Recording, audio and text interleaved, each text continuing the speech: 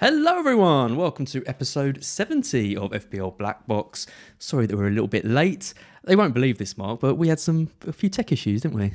Minor technical issues this time, nothing catastrophic. We sorted it out. We're becoming more and more experienced at this, aren't we, after 70 episodes?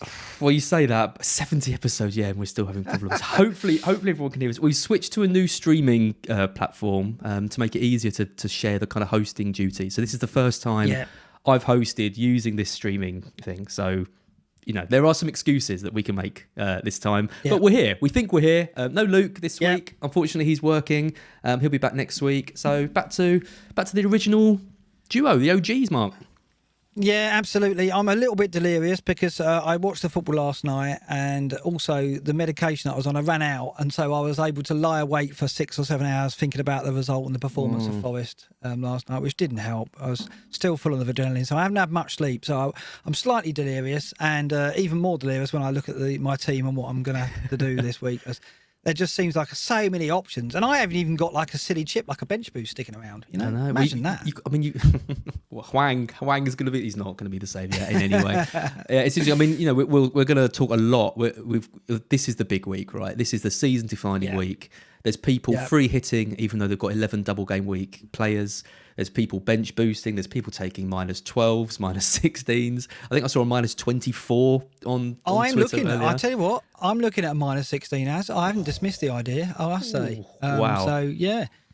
Someone's saying, "Where's my glasses?" We were joking about this earlier. I've left me screen glasses at work. And it's like, "Where's my glasses? I can't see the screen." So if I'm squinting, I'm not in agony. I'm not watching back last night's result for Forest. I am just squinting because I can't see the screen because I've left because I'm 50 years old and I need screen glasses. You'll all know what that means. Have you not got a pair of glasses in the shed? You've got everything else, all that tech. These are very focals, right? But they're not very good at the screen. I'll go naked. So I'm not being vain. No one needs to say, "Oh, look, Mark's being really vain. He's not wearing any glasses. He's on screen." He's had a good week. Here he is without his glasses. He's had a good week. Yeah. There he is with his 75 points. Takes his glasses off to celebrate. No, good segue actually. We'll go straight into your game week. We've got your team up here. It was a good week. You're in the top 100k, 91,180. You ignored my advice of bringing De Bruyne in, which was would have been a 38 point. Can you imagine? If I'd have done that? Oh my God, I don't know. And was it close? Not really. I think Luke susses me out. He said straight away. He said, "I know what you're going to do. You want to get De Bruyne, but you'll get Son." It's like, yeah, absolutely. That was always in my head. And even when I was discussing it on the show, that's exactly what I was thinking as well. I was like, I'm probably going to get Son. And I did. And thank God I did, because he delivered big time for me and anyone else who'd hung on to him or got him in. I mean, it couldn't have gone much better, really. 75 points for the podcast. It's Pope in goal. Sai's 1 point, Pope 2 points, Cancelo with a 5, Robertson with 6, Son with a 38, Saka with 4, Kulusevski said it correctly on 8, Coutinho with 3, Broha 3, Weghorst 1, of course. Bro, you didn't get 3. 2. No, bro, you got 1. Sorry, what am I talking about? Bro, you 1, Weghorst 1, 2. Well, they're the masters of 1, 2, 2, 1, 2, 2, aren't they? Broha and Weghorst, they all joke.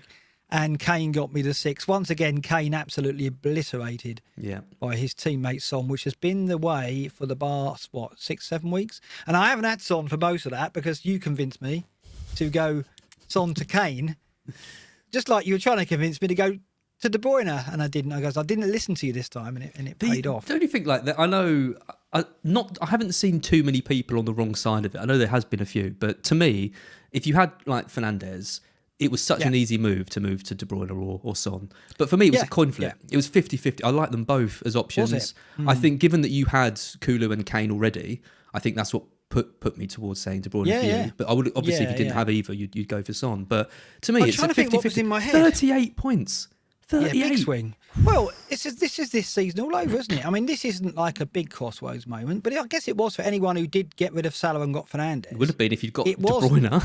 Yeah, it was a sliding doors moment again. And once again, as I've said all about this season, the result is extreme. Now, De Bruyne didn't start, but Son could have just got an assist or a couple of points. He didn't. He got bloody 19 points, which again is typical of this season. It's like 50-50, or well, maybe it wasn't. If I don't want to get into that, maybe it wasn't a 50-50, but whatever the split was in people's heads, if they went with De Bruyne over Son, which was an easy thing to do, they got absolutely punished, didn't they? And I'm just fortunate this time that I got on the right side of it. I think my thinking was minutes over the rest of the season. Also, yeah, Pep talking about the niggles. I mean, it wasn't very well translated, was it? He said he had some niggles in his ankle, didn't he? And that kind of started sounding like, well, is that ligament damage? Is that bones floating about in his ankle? And it just freaked me out a bit. And I thought, I don't trust that. And that's why I went with Son, because you know what you get with Son. He's going to start every game. He normally plays 85, 80 minutes. And his form before this week was stellar anyway. So I made the right call, but it was close, and my God, it would have been awful had I gone the other way. Yeah, there's a few people in the chat saying the Champions League is on. Like, we didn't realise that really? massive semi-final game match on. Yeah. So why don't you go after the Champions League, because it's like 10:30 and we need to go to bed. Yeah, we've got a function the next day, and I'm so old I need glasses for my screen. There you go. That's exactly. I need to get to bed. I need my hot milk. Take your meds, get your hot milk. And go to bed. Exactly. Oh dear, it is. Nice, This is geriatric FPL chat. My game week, coming on to that, I didn't have Son, so obviously not as good as yours. I got 50 points. I bought in cash, he got me 6, which was fine. Ramsdale, Cancelo, Roberts came off the bench for Trent, and Robertson getting 6 again. He's been brilliant when I didn't free hit him out like we both did a few weeks ago. Saka with 4. Bruno G come in, but unfortunately couldn't get his massive return like he got for me before. Kulusevski, Salah. Che Adams came into my team once again. So your little deal that you had with Che Adams, did you go out for a drink and chat about this? Because he didn't really come through for you, did he? No, well, we had a chat. I took him out for dinner and I just said, look, I've brought you into my team. I'm not sure how we've ended up in this situation with you in my side, but you're here now. You need to step it up. And he seemed like he was being quite receptive to it, and then did nothing. Did you take him to like a Harvester or somewhere? No, I went all out. I took him to Hawksmoor in London, bought him a really expensive steak. Really, really buttered him up, but just didn't. I reckon Che eats steak. He's not a vegetarian, is he? He don't strike me as a vegetarian. He was, he wolfed it down like he hadn't eaten in ages. Yeah. But did he have dessert? He's just not hungry enough to be in my team anymore. So I've got. It was that night when you were paying. What a world we live in. I know. Awful. Yeah, absolutely. Yeah, awful. He didn't follow through with it. But yeah, well, I mean, how have we got the likes of Broja and Adams, Hwang and Podence in our squads with 3 games to go? How has this happened? I don't know. I mean, I've got a bloody bench boost to play. It's even worse for me. I'm looking at these guys and thinking, it's not great. It's not great. I've got some issues. I could end up taking the hit this week. Yeah. As well, which we'll talk about in a bit. By the way, 91k, it's only the second time I've had a 5-figure rank all season. Really? When was the other time? He was 89 in game week 9, just before I played my wild card, when it all went massively wrong. So my highest rank of the season was the week before I played the wild card, and the wild card was such a disaster, it plummeted from there. So this is the closest I've been. So hopefully I can get another green and nudge up to my highest rank of the season. That's that would be good. My humble ambition. Yeah, because I don't think I was in the top 100k at all last season. I think I was edging closer towards the end, but I never quite made it. But right, yeah, you've got yourself in. So that's. I want to try and beat you on aggregate over the 2 seasons. That's what it's about, right? If I finish in the top 1k though, I think that's a decisive win. But I'm 968. I am a bit concerned, because if I hadn't played that free hit, I'd be comfortable. I'd be like 200-300 and be, fine. I showed you earlier, I did FPL review, went on to FPL review. They give me a 15% chance of getting the top 10k. Yeah, well, they've looked at the luck you've had so far and gone, well, that can't hold up, can it? So surely variance will mean you'll have a disastrous 3 last game week. That's basically imagine that. With some of the moves I'm planning, it wouldn't be a complete shock if that did happen. Let's take a look at the great and the good. So I am top by 2 points. Fabio is closing on me every week. He's getting a bit closer. There is some distance now between us and General, though. General's been slipping a little bit. He's now outside the top 10k. And Slippers in 4th. You, Mark, you're in the top 100k, so you're ahead of Les Caldwell. Thank the maker for Tom Freeman. And Tom Freeman, who is... he's really he rolled the dice this week. He went for Sterling captain. There was a couple of interesting captain calls this week, actually. Jeff went for Ronaldo. He went to the game, which I assume was his decision. Yeah. There was only three Son captainers, you, Joe, and Zofar. A couple of Kanes, quite a few Kanes. And, of course, Magnus Carlsen ripping up the rule book and going for Cash, Matty Cash as captain, which is an interesting one. Luke went for Salah, one of two people, and had a bit of a rank drop off the back of that. Oh, you got the Elite 64. I have. I might save myself. 51st. So you are just out. That is in the relegation zone, but you're clawing your way up. What I don't understand is, right, it's called the Elite 64. Yep. 10 go up. Yep. And 10 go down, is it? Or is it 14 General Reserves one spot, I know, for just someone that he likes, that he just chucks in. What kind of a league is this? What? He gets a big enough bribe. Right. Okay. One of his Patreons, is it, I guess, right? Probably. No, but I don't understand why don't 14 go down? Why is it only 10? Because if 10 come up, you need to... Well, it's 51 to 64, so it's more than 10. Oh, it is 51 to 64. Yeah. Oh, sorry. I thought it was the bottom 10. No, okay, it's the second page of the league. So you are... Okay, so I am right on the edge then. I thought I was safe. I thought, I'm outside the 10. So, right. You've still got work to do. Safe. No, I think 10 go up from the qualifier, which I should be fine for that now. Unless something crazy happens, and then I think he reserves a couple of spots for. Well, it's for things like previous winners who might get an interest and big. I don't want to get into what favours general exercises. I mean, it could be any kind of. I remind you of that when you get relegated and you're at his door next season bringing in flowers. Mark, let me back in, Mark. I'm the godfather. You've got to let me in this league. I never call myself the godfather. Right, I'll make that clear. It's on your it's on your thing in the background, isn't it? Just going on a loop. I've got business cards. Yeah, I bet you have. Let's talk just before we get into loads of stats. Just one of the hot topics this week has been changes to FPL. We touch on them a fair bit actually on these shows. There's FPL Salah. He posted. He got kind of 1,000 likes on Twitter because FPL did a feedback form. You had to have marketing preferences set to receive the feedback form, which meant a lot of people didn't. But some of the questions in it were quite interesting. It's no indication they're going to implement everything that they've said they're going to do. But there were some quite interesting things on there. Some of the things FPL Salah raised were replacing the bench boost chip, which seems to be pretty popular. People aren't a big fan of that. I made the joke they should bring in some kind of chip to allow you to play an extra forward rather than a defender. And then someone else said, wouldn't it be better to do like a false 9 chip? I mean, you can play no forwards. And I love that because that's what we need at the moment. Would. Yes. Yeah. False 9 chip. There you go. There's an idea for you. Price changes. I thought this was interesting as well. He suggested price changes after deadline. Yeah, and Focal did a really cool little graphic, little mock-up that he did, which was around transparency of price changes as well. So a kind of idea of you go on the FPL site and you can kind of see who's going to be going up and who isn't.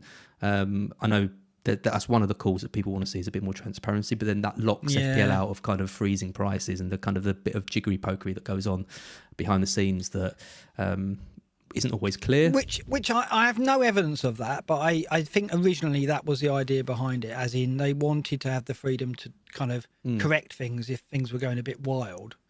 I don't know if they've done that for years, though, because, I mean, nowadays it's tracked so much by the community. If that happened, we'd be all over it, wouldn't we? We'd be like, what's happened here? There's been a few every season. There's like, why did he go down when he wasn't meant to? But nothing really wild. So I don't know actually if that's a thing anymore. So this could be possible, right? So just to be clear, did Salah suggest these things, or were these things that he saw the Premier League were asking about? Yeah, I mean, the feedback form for the Premier League was very comprehensive in terms of lots of different things they could bring in. So I believe that I think this is kind of a combination. I don't think they actually said, should we replace the bench boost chip? But they said something like, how important are chips to you, or changing the chips and that kind of thing. So I imagine it's kind of a combination of both. But the big one that I just wanted to mention here was the one that kind of got the community talking the most, was captains, twisting on captains. Because the community is very divided on the captains. Some people want to see it binned off completely. Other people kind of like how it is. Some people want to see similar to like what Gaffer does, or what the Champman does, which is and fantasy, or European games. European games, which is captain points and then 1.5 times for your vice captain. Alternatively, get rid of the vice captain altogether. I don't know. There's lots of different ways they go with it, but twisting on captains, because they did that with Ultimate FPL, didn't they? A few years ago, they brought in that paid for game, and you could change your captains like you do in the Sky game. I hate that idea personally. What do you think? Yeah, I think they'd have to do it so you could front load your decisions as well. It's like, so they'd have to have some method, like, you know, if Salah gets less than 10 points, then switch it to De Bruyne for Sunday and that kind. Because otherwise, you've got to be on it all weekend, haven't you? You can't just get past deadline and forget about it. So you're saying it's like an automatic thing that would just do it? Yeah. Well, so basically, you go, if my captain blanks, move it to the vice captain, or move it to choice 2. If my captain scores less than 5 points, move it to my. So you can set it. So you can set rules, maybe for the whole season or maybe for that particular game week, and that way you can do it all in one sitting. You haven't got to go back to it.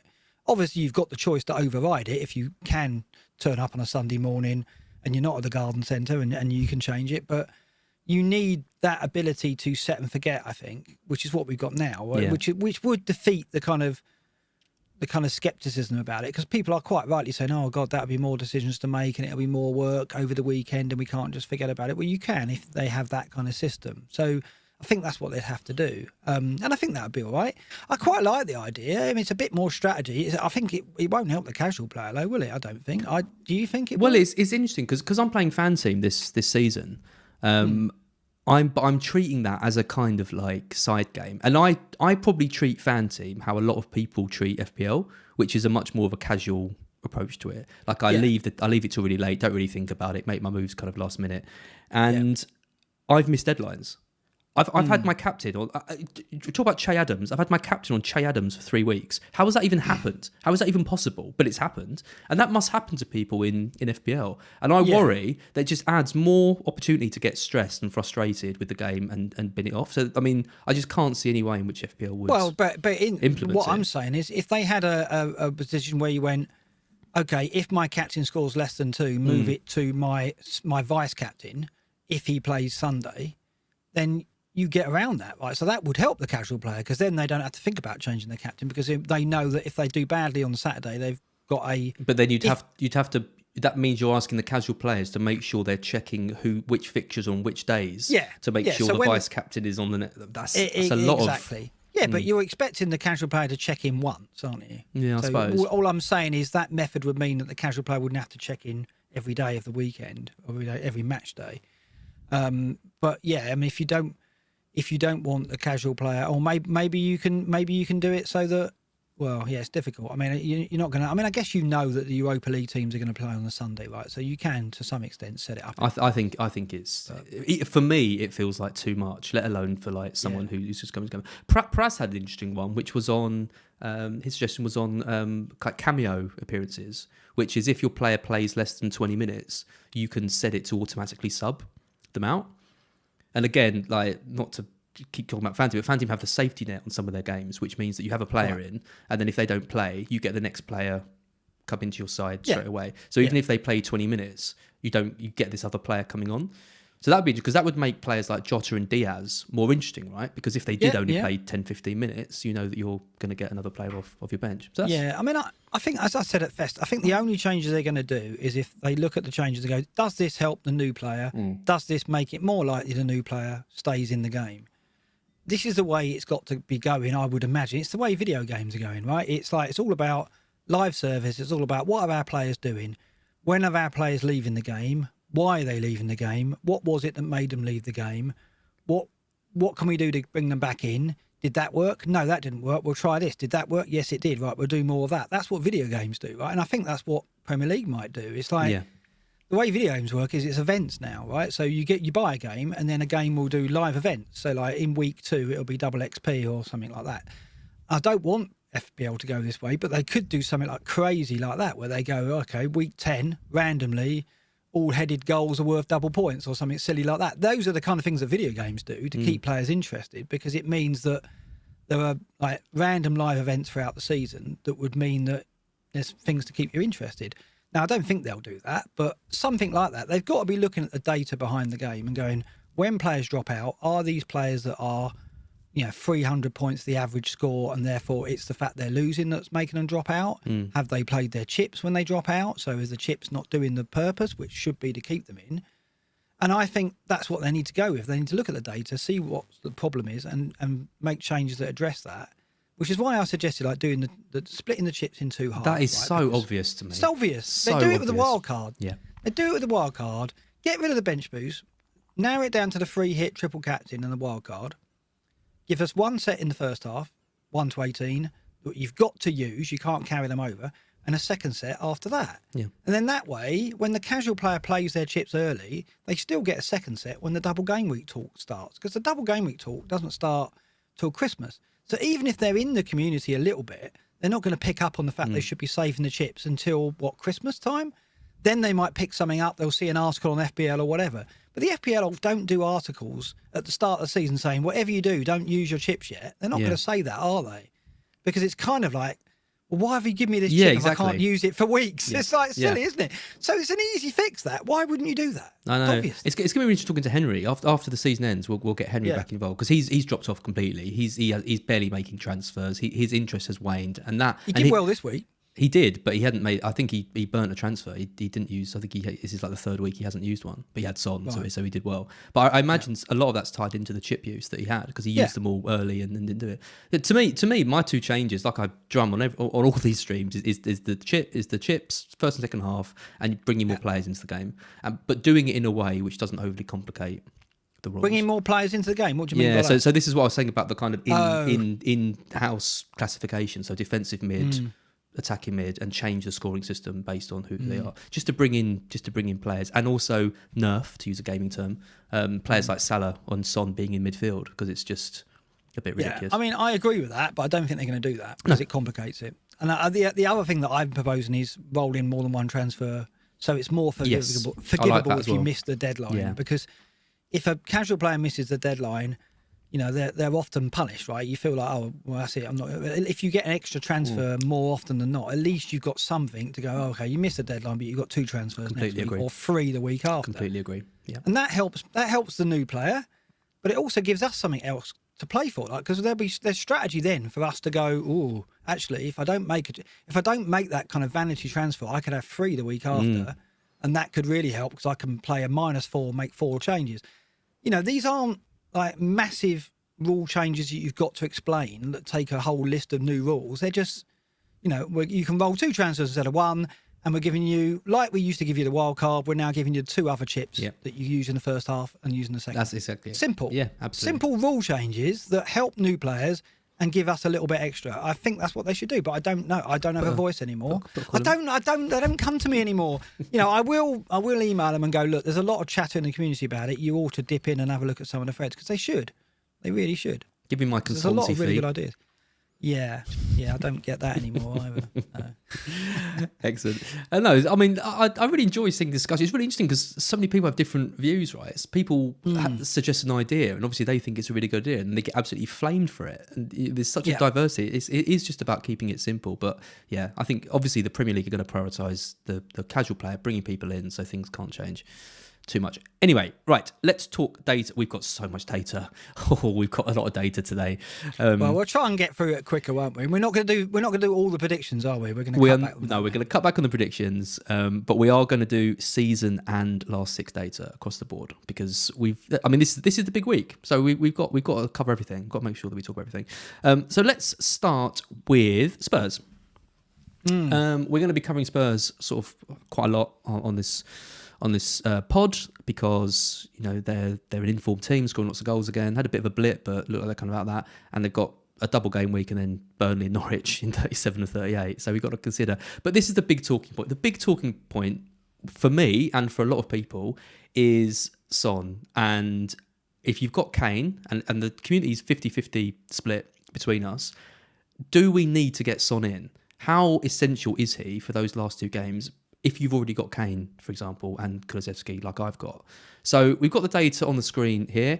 Over the season, you can see Kane is winning over the majority of, I say winning in terms of having better underlying stats. He's got a better minutes per shot in the box, better minutes per chance. He's got a better minutes per expected goal involvement non-penalty, which is what we care about, although there's not too much in it between them. But 13 goals compared to 19 and 10 goals compared to 9. And if you look at some of these stats, it's the accuracy. Son's accuracy over the season, 53.4. Look at Son's accuracy. That's crazy, isn't it? Oh, we're going to get to the last 6 in a second because it's even more ridiculous. I mean, Son's conversion over the season is 26% and Kane's is 12%. Very high. That tells a bit of a story. Kulusevski's also on the list. I mean, his conversion is 14%, which is about in line with Kane. He's got 3 goals and 9 assists, which for a 6 million midfielder coming in, you could argue he's been one of the signings of the season, really, in terms of FPL and for Spurs. But look at this over the last 6. Over the last 6, Son just blitzes Kane, 8 goals compared to 1. Okay, he's only had 2 assists and Kane's had 7. But look at this accuracy, 66% compared to Kane's 21%. And this is the key one. 2/3 of his shot are hitting the target. Absolutely crazy. And then this is the big one, conversion, 53% compared to 5% for Kane. And that's the difference, right? So I look at those stats and I think, and you look at some of the other metrics over the last 6. I mean, Kane is having his minutes per shot is better, 28.4 compared to 34. He's shooting more regularly, but he's not hitting the target. He's not converting, but he's an elite finisher. That's one of his main traits. Surely it's going to turn for him.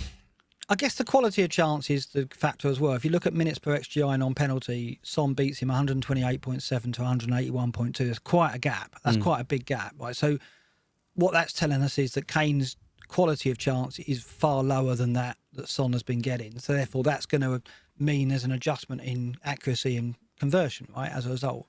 So at the moment, Kane isn't getting into positions where he's getting shots that are high enough quality to score. You can see from that big chance, minutes per big chance, 86 for Son, 135 for Kane. Yeah, big a gap there. Also, we know Son always outperforms his XG anyway. We expect a high accuracy and conversion from Son, but not this high. This is gone to another level now.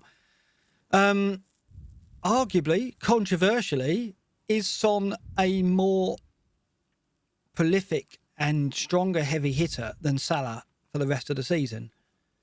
I would say he is. Wow. I would say he is at the moment. I mean, you've got to say that. I think, what's he got, like 80 odd points to Salah's 40 odd over the last 5 or 6 game weeks? I mean, you look at the points tallies over the last 5 or 6 game weeks. I think Son is miles out in front by 30 or 40 points. So the gap is massive from the rest of the field, like De Bruyne, Salah, the aforementioned Kane, and so on. I'm glad I've got him. What would I do to get him? Well, I guess the problem is the Burnley and Norwich fixtures, right? Because the double's not that attractive, Liverpool, Arsenal. You could probably get through that without him. But you are going to be worried going into the Burnley and Norwich games, aren't you, without him, I think. Well, my concern is that I've got Kane and Kulusevski in place. So I've got 2 of these 3 great assets going forward. Tripling up on a team has never sat particularly right with me, especially a team like Spurs, because we have seen them in games where we expected them to score. In Brighton, for example, them failing to deliver, and that's 3 of your assets. Burnley are decent at the moment. They're playing well. Yeah. I don't think that's going to be. I don't think that's going to be a 4 or 5. It wouldn't massively surprise me if it was, but my kind of instinct is that it's not. But the Norwich game is a huge concern. Going into that game without Son is... Yeah. Could be anything, couldn't it? I mean, if Spurs have got to win the game as well, and goal difference could be a fact. I've not looked at the table recently, but they've got plenty to play for still. Spurs, Norwich haven't got anything to play for. Who've Liverpool got in 38? They're at home to Wolves, I want to say. Let's have a look. Is it Wolves? It's a decent fixture. They've all got very decent fixtures to end on. Is it Man City who got Wolves or is it Liverpool? No, City have got Villa. So it is Wolves, I believe. Let's have a look. Yes, Wolves. I was absolutely correct. But one thing I would say, you mentioned that tripling up on a team isn't normally wise. I agree to some extent. But do you not think that Son and Kane, because they're so linked, so intrinsically linked, as true. In one rarely scores when the other doesn't get an assist, that you should forget that? Because I looked at it as well, but I thought, well, how often does Kane score and it's got nothing to do with Son or Kulusevski? How often does Son score and it's got nothing to do with Son or Kulusevski? Hardly any times, right? So I know when Spurs score, I'm getting something, I would have thought. I mean, because I've got those 3. So it's not like owning 3 City players when there could be like 1 to 10 goal scorers or 1 to 10 people providing the assist.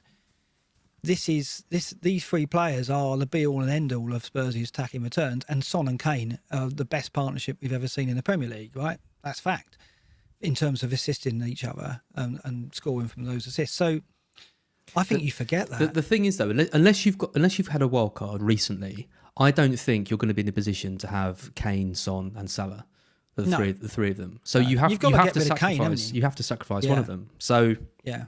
That's the question. Is I'm looking at my team, and it's do I sell Kane and get Son, and Richarlison and Watkins, I think, are at least giving us something which we're going to talk about in a bit. They at least give us that option to go to. That's it. Back-to-back doubles. Yeah. The reason why I went Kane some time ago, someone advised me to do it, but also because the structure of my team, there wasn't another forward I could go to, and I almost wanted to get that one forward picked so I could play 4-5-1 effectively and not have to worry about the other two forwards, and I could possibly then go cheap and go Gelhardt or Greenwood, which General did.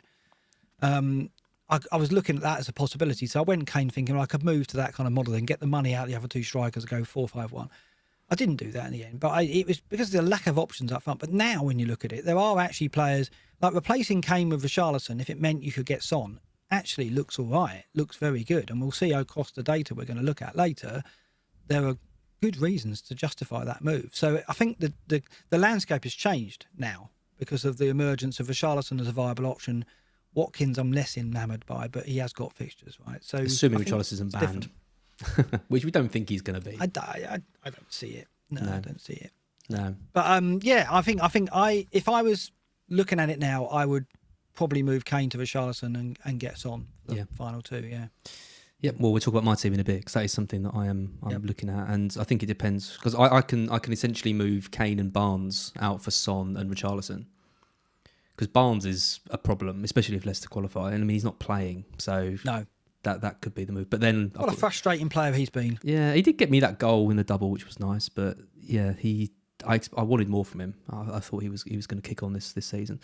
Okay, we'll come back to this topic. I imagine at other points throughout this pod. Let's talk about rotation fears. That's another thing that people are worried about.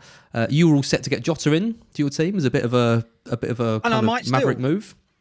I might still, because I've got another graphic which I want to look at the Liverpool rotation with. I mean, I guess the worry is really there's Chelsea going into the Leeds game in 36. We've talked about in previous pods.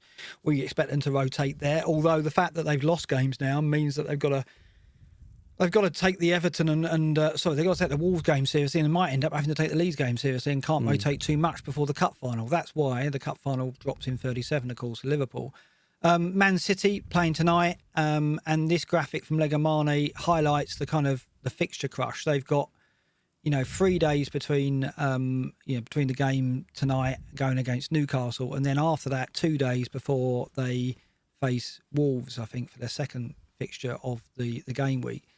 So the turnaround time is short for them, as it is for Liverpool, who play Tottenham, then 2 days later play Villa.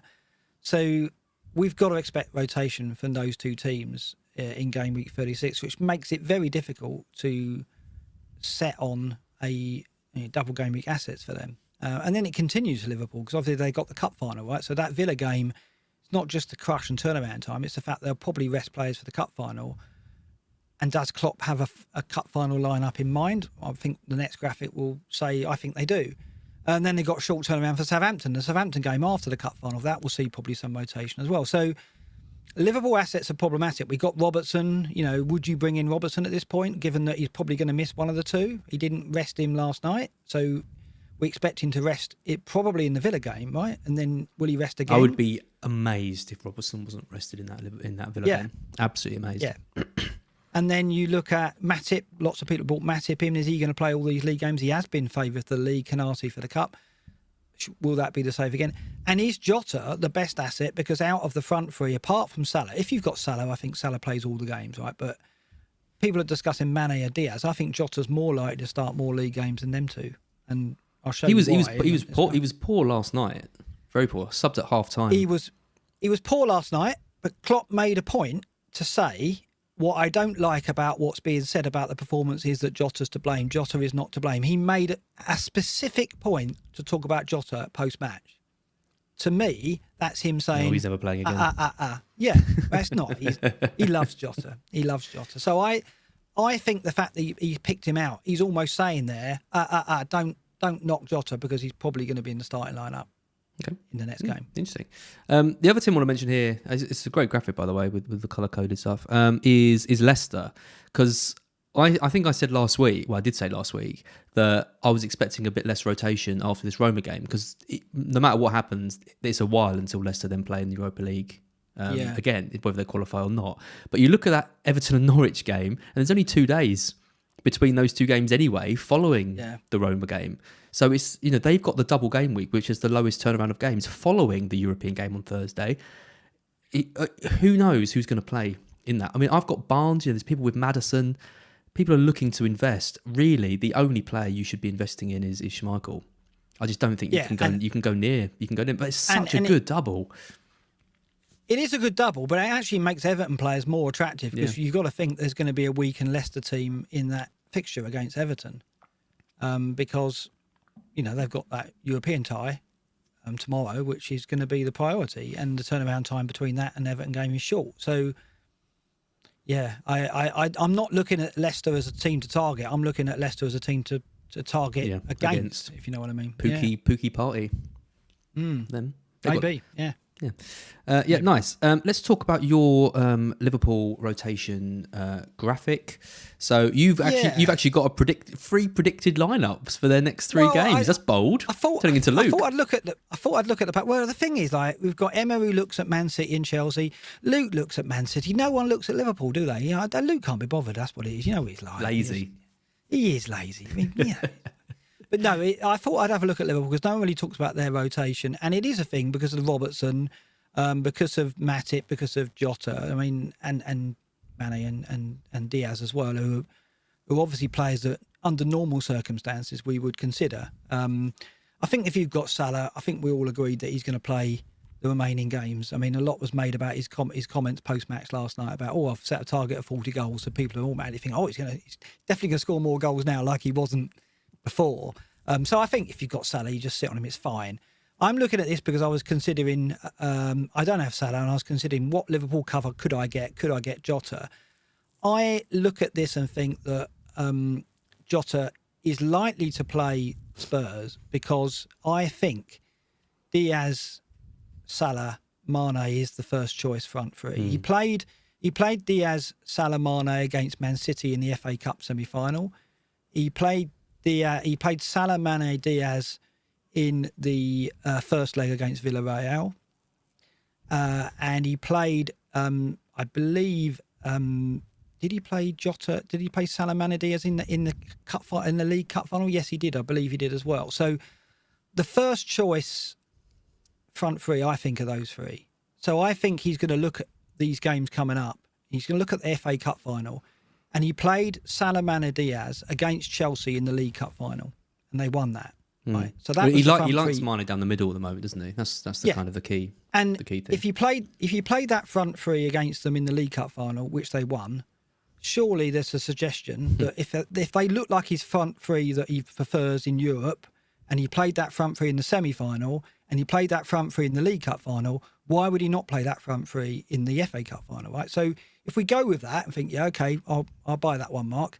Then you've got to think, okay, so how's he going to rotate to make sure that Mane and Diaz, Salah's already had his rest, will get a rest? Mane has played the last 6 games consecutively. So I think Mane is due a rest. So if he's going to rest one, I think it will be Mane next, which will mean Jota will come in for Mane down the middle. Diaz will take Mane's role on the left. Then I think it'll be Diaz's turn. And the reason why I think it'll be Diaz's turn is because the Villa game is where he's going to rest Robertson. He's going to play Tsimikas. And I think Tsimikas has played with Mane in front of him before. So he's more likely to want Mane on the left in front of Tsimikas for that game if he's not going to play Robertson. I don't think he plays Tsimikas and Diaz because I don't think Tsimikas and Diaz have played together too often, whereas Tsimikas and Mane have previous season and I think this season as well. So my theory is it'll be Jota starting for Mane this week, and then Jota will start for Diaz against Villa, and then it'll be Salah, Mane, Diaz in the cup final. So Jota, I think, could start both games. If you pan your webcam a little bit over to the right, you've got one of those big walls with notes and like scribblings and like serial stuff. killers and stuff. Yeah. I want to see if Jota could be an option, and that's why I've done this research to have a look at it, and it all stems from what is the Chelsea FA Cup final team? I think it's the Chelsea League Cup final team. Why would it not be? He's played that team once against Chelsea, beaten them in a cup final, and the front three look to be the first choice front three. And therefore, you've got to think he's going to rest. He won't rest Salah. He's going to rest Mane and Diaz alternately. And if you look at the number of changes he's never made more than 5. And he talked about the changes he made for Newcastle, and he almost suggested 5 was his limit. He didn't want to make more than that. So I think 3-4 over the next 2 games is probably what he's going to go for.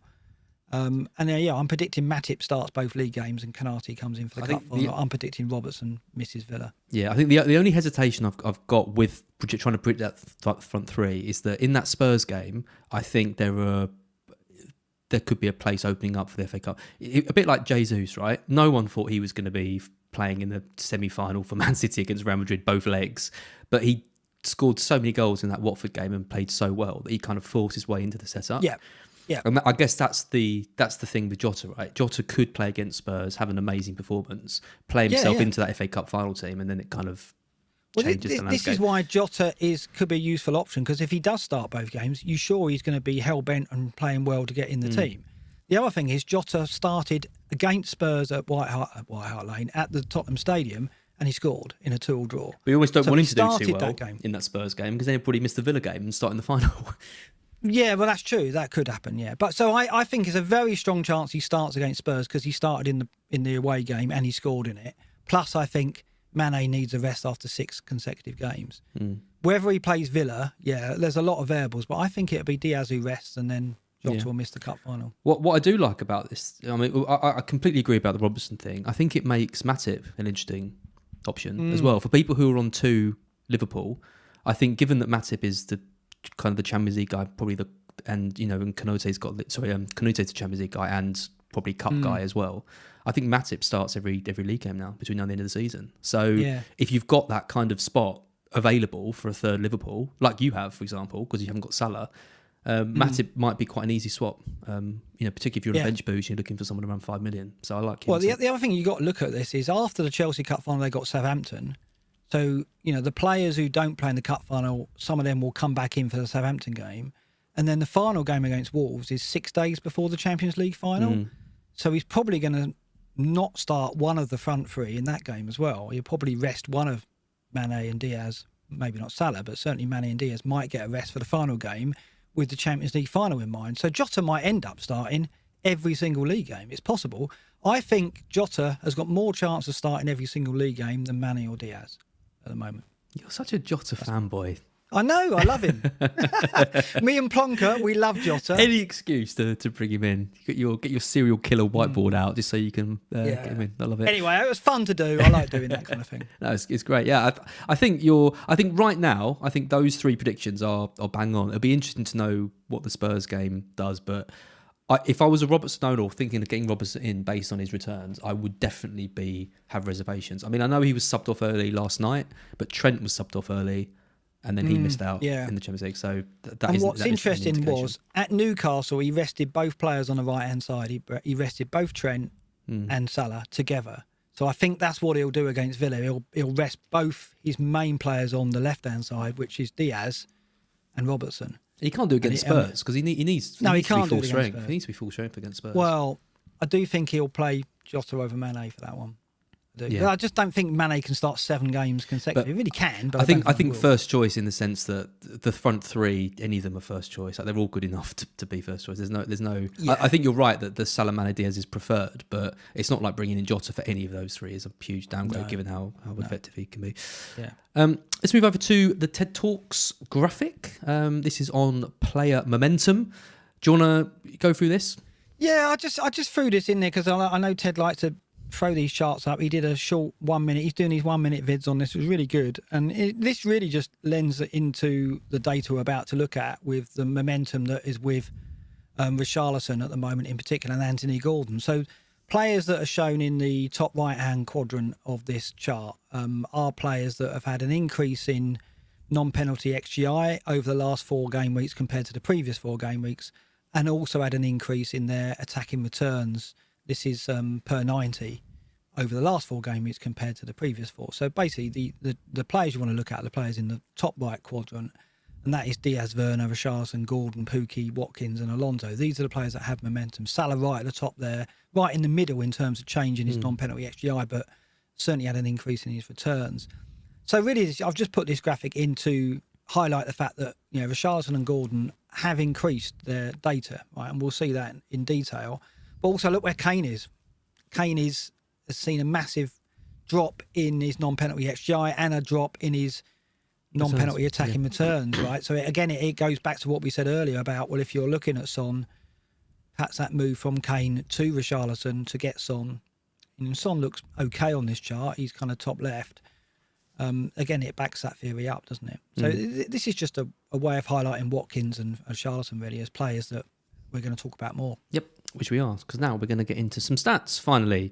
Before we get into players, let's talk team data like we do. So we've got the team data defence for the season and the last 6 matches. We've highlighted all the teams with a double game week this week, which is a lot. It's kind of amazing how many teams are actually doubling. There's only 8 without, isn't there? Yeah, so and I think I said to Gianni the other day on the stream for Scout, most people are going to be going into this with like 9, like minimum, and a lot of people are going to have 11 kind of already in place without too much effort, add in the free hits and stuff. If you haven't got 11 double game week players, you're probably a minority, I think, this week. I think the average in the top 10k is 12, you know, including a bench option. So yeah, lots of people have got loading up on these already. Man City are top basically of defensive data, both over the season, 139.3 minutes per XG conceded non-penalty, which is miles ahead of the next place, which is Chelsea, 96.9. They're the first over the last 6 as well, 128.9, so a bit of a dip, but not a huge amount. Liverpool have improved defensively though over the last 6, having middling fixtures, 127.7 minutes per XG conceded, which is good news for Trent and Robertson and Matip if they play, which it's an interesting double because the Spurs is a bit of a banana skin, but I imagine the Villa game, I mean, on paper looks good. That's the sting. That's the sting with Liverpool. Right? This data backs up that you think you're sitting pretty if you've got Trent and Robertson, which I have, or you've got Trent and Van Dijk or Trent and Matip. But if you've got Robertson, he's probably going to play the Spurs game, likely concede in that game if they're going to concede in any game, and then miss the Villa game, which will be the one they keep the clean sheet in. And that's going to hurt. So I think if you have got Robertson, you've got the luxury of not having any fires elsewhere. I think Andy North is in this position. Robertson is a weak double game week player, really, which sounds odd because he's been in such form, but he is. And it's frustrating because the Liverpool's data is so strong. I think if you replace Robertson with Van Dijk, even if it's from a hit or Matip, you're probably likely to get those 4 points back against Villa, I would say. Yeah. Yep, I agree. Chelsea have dropped. They've had the second best fixtures, but they're down in 8th over the last 6 compared to 2nd over the season.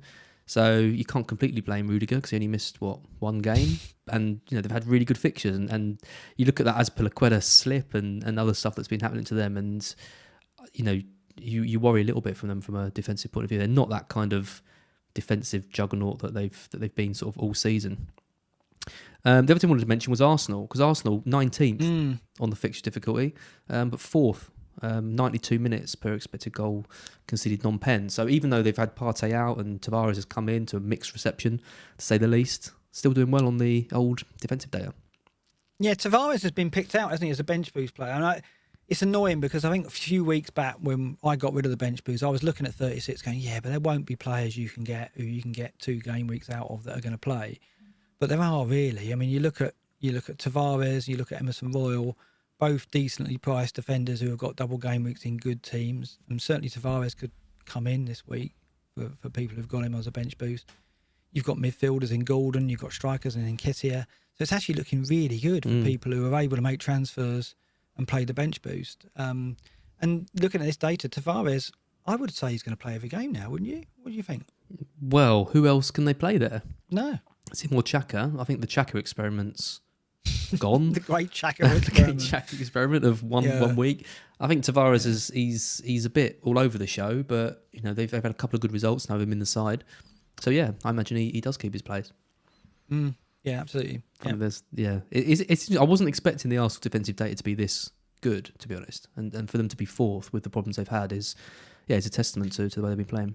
But Mr. Grimsdale's not returning, is he? He's not there. This is the problem. No. This is the annoying thing. You know when you just know with your goalkeeper, like you have it with like a player like Pope. You go into every week and you know he's going to get returns, and that's what Ramsdale was like at the start of the season. Now I go into every week with Ramsdale like he's not going to get me anything, and I just knew he wasn't going to, and he didn't, and it's hard to make that. He's been very hot or cold, hasn't he? He has. There's no like random returns for Ramsdale. It's like a run of returns, then a run of nothing. It's just hard to make that switch, even though I know that there's keepers, probably Schmeichel or Pickford or someone who's probably going to outscore him by 4 points, even if it costs me that hit between now and the end of the season. It's still hard to make that move for one. But yeah, it is something that I'm thinking about. Looking at team data, attack, you've got Liverpool at the top, 37, and Man City 38.5. I mean, they're just so far ahead over the season of anyone else. I mean, you talk about a 2-horse race, but it's just ridiculous. We thought Chelsea could break into that potentially, and some even tipped them for the title this season, but it's been so relentless from those two sides. But Chelsea are in third over the season, and they've done well over the last two actually from an attacking point of view, which again is surprising because they haven't been getting big returns. We both free hitted to get in the likes of Werner, Havertz, Mount, all these guys, and absolute carnage. I think you had to do it, didn't you? I think you had to go for it, but hasn't paid off. The signs are there though, and it's an interesting double game week for Chelsea because a lot of people, Andy for example, Andy North is thinking of selling like Reece James. I'm seeing Havertz be sold for players like Saka or Son or Kulusevski or whoever. But the attacking data is good. They've got an amazing double game week, really. Wolves and Leeds, right? Yeah. It's just those ex-mins. It is, and that's what it's. I mean, I think when we look at defenders, Alonso could be the best bet. Outside of that, it's very difficult to spot a Chelsea player who's going to play twice. Even Mendy, you could say, could get rested against Leeds for the cup final. So, yeah, the cup final has caused a real problem for people carrying Chelsea into this double game week. And I think, if you've got Havertz and Mount and you've got the luxury of transfers you can spend on moving them off, then it probably is wise. If you've got Alonso, I'll probably hold him. Yeah. That right down the bottom of the last six, look at that, Wolves and Leicester, two teams with double this week. I mean, Wolves have got the worst double game week imaginable.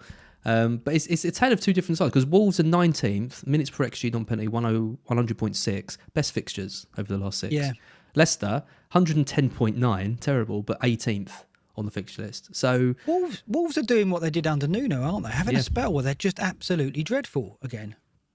Yeah. Just what is wrong with them in that respect? I think the data I want to pick out with this is Everton, 20th for fixtures over the last six, placing 11th, which is nice mid-table position.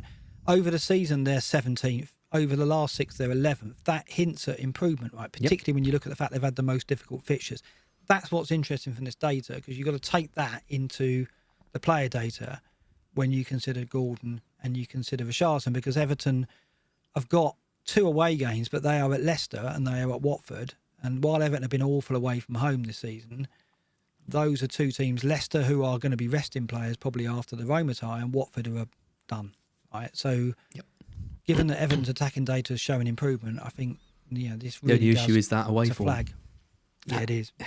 Absolutely shocking. I'm really looking forward to that Everton-Watford game in a sadistic kind of way because something's got to give. I think Watford are the worst team at home, Everton the worst team away. 0-0.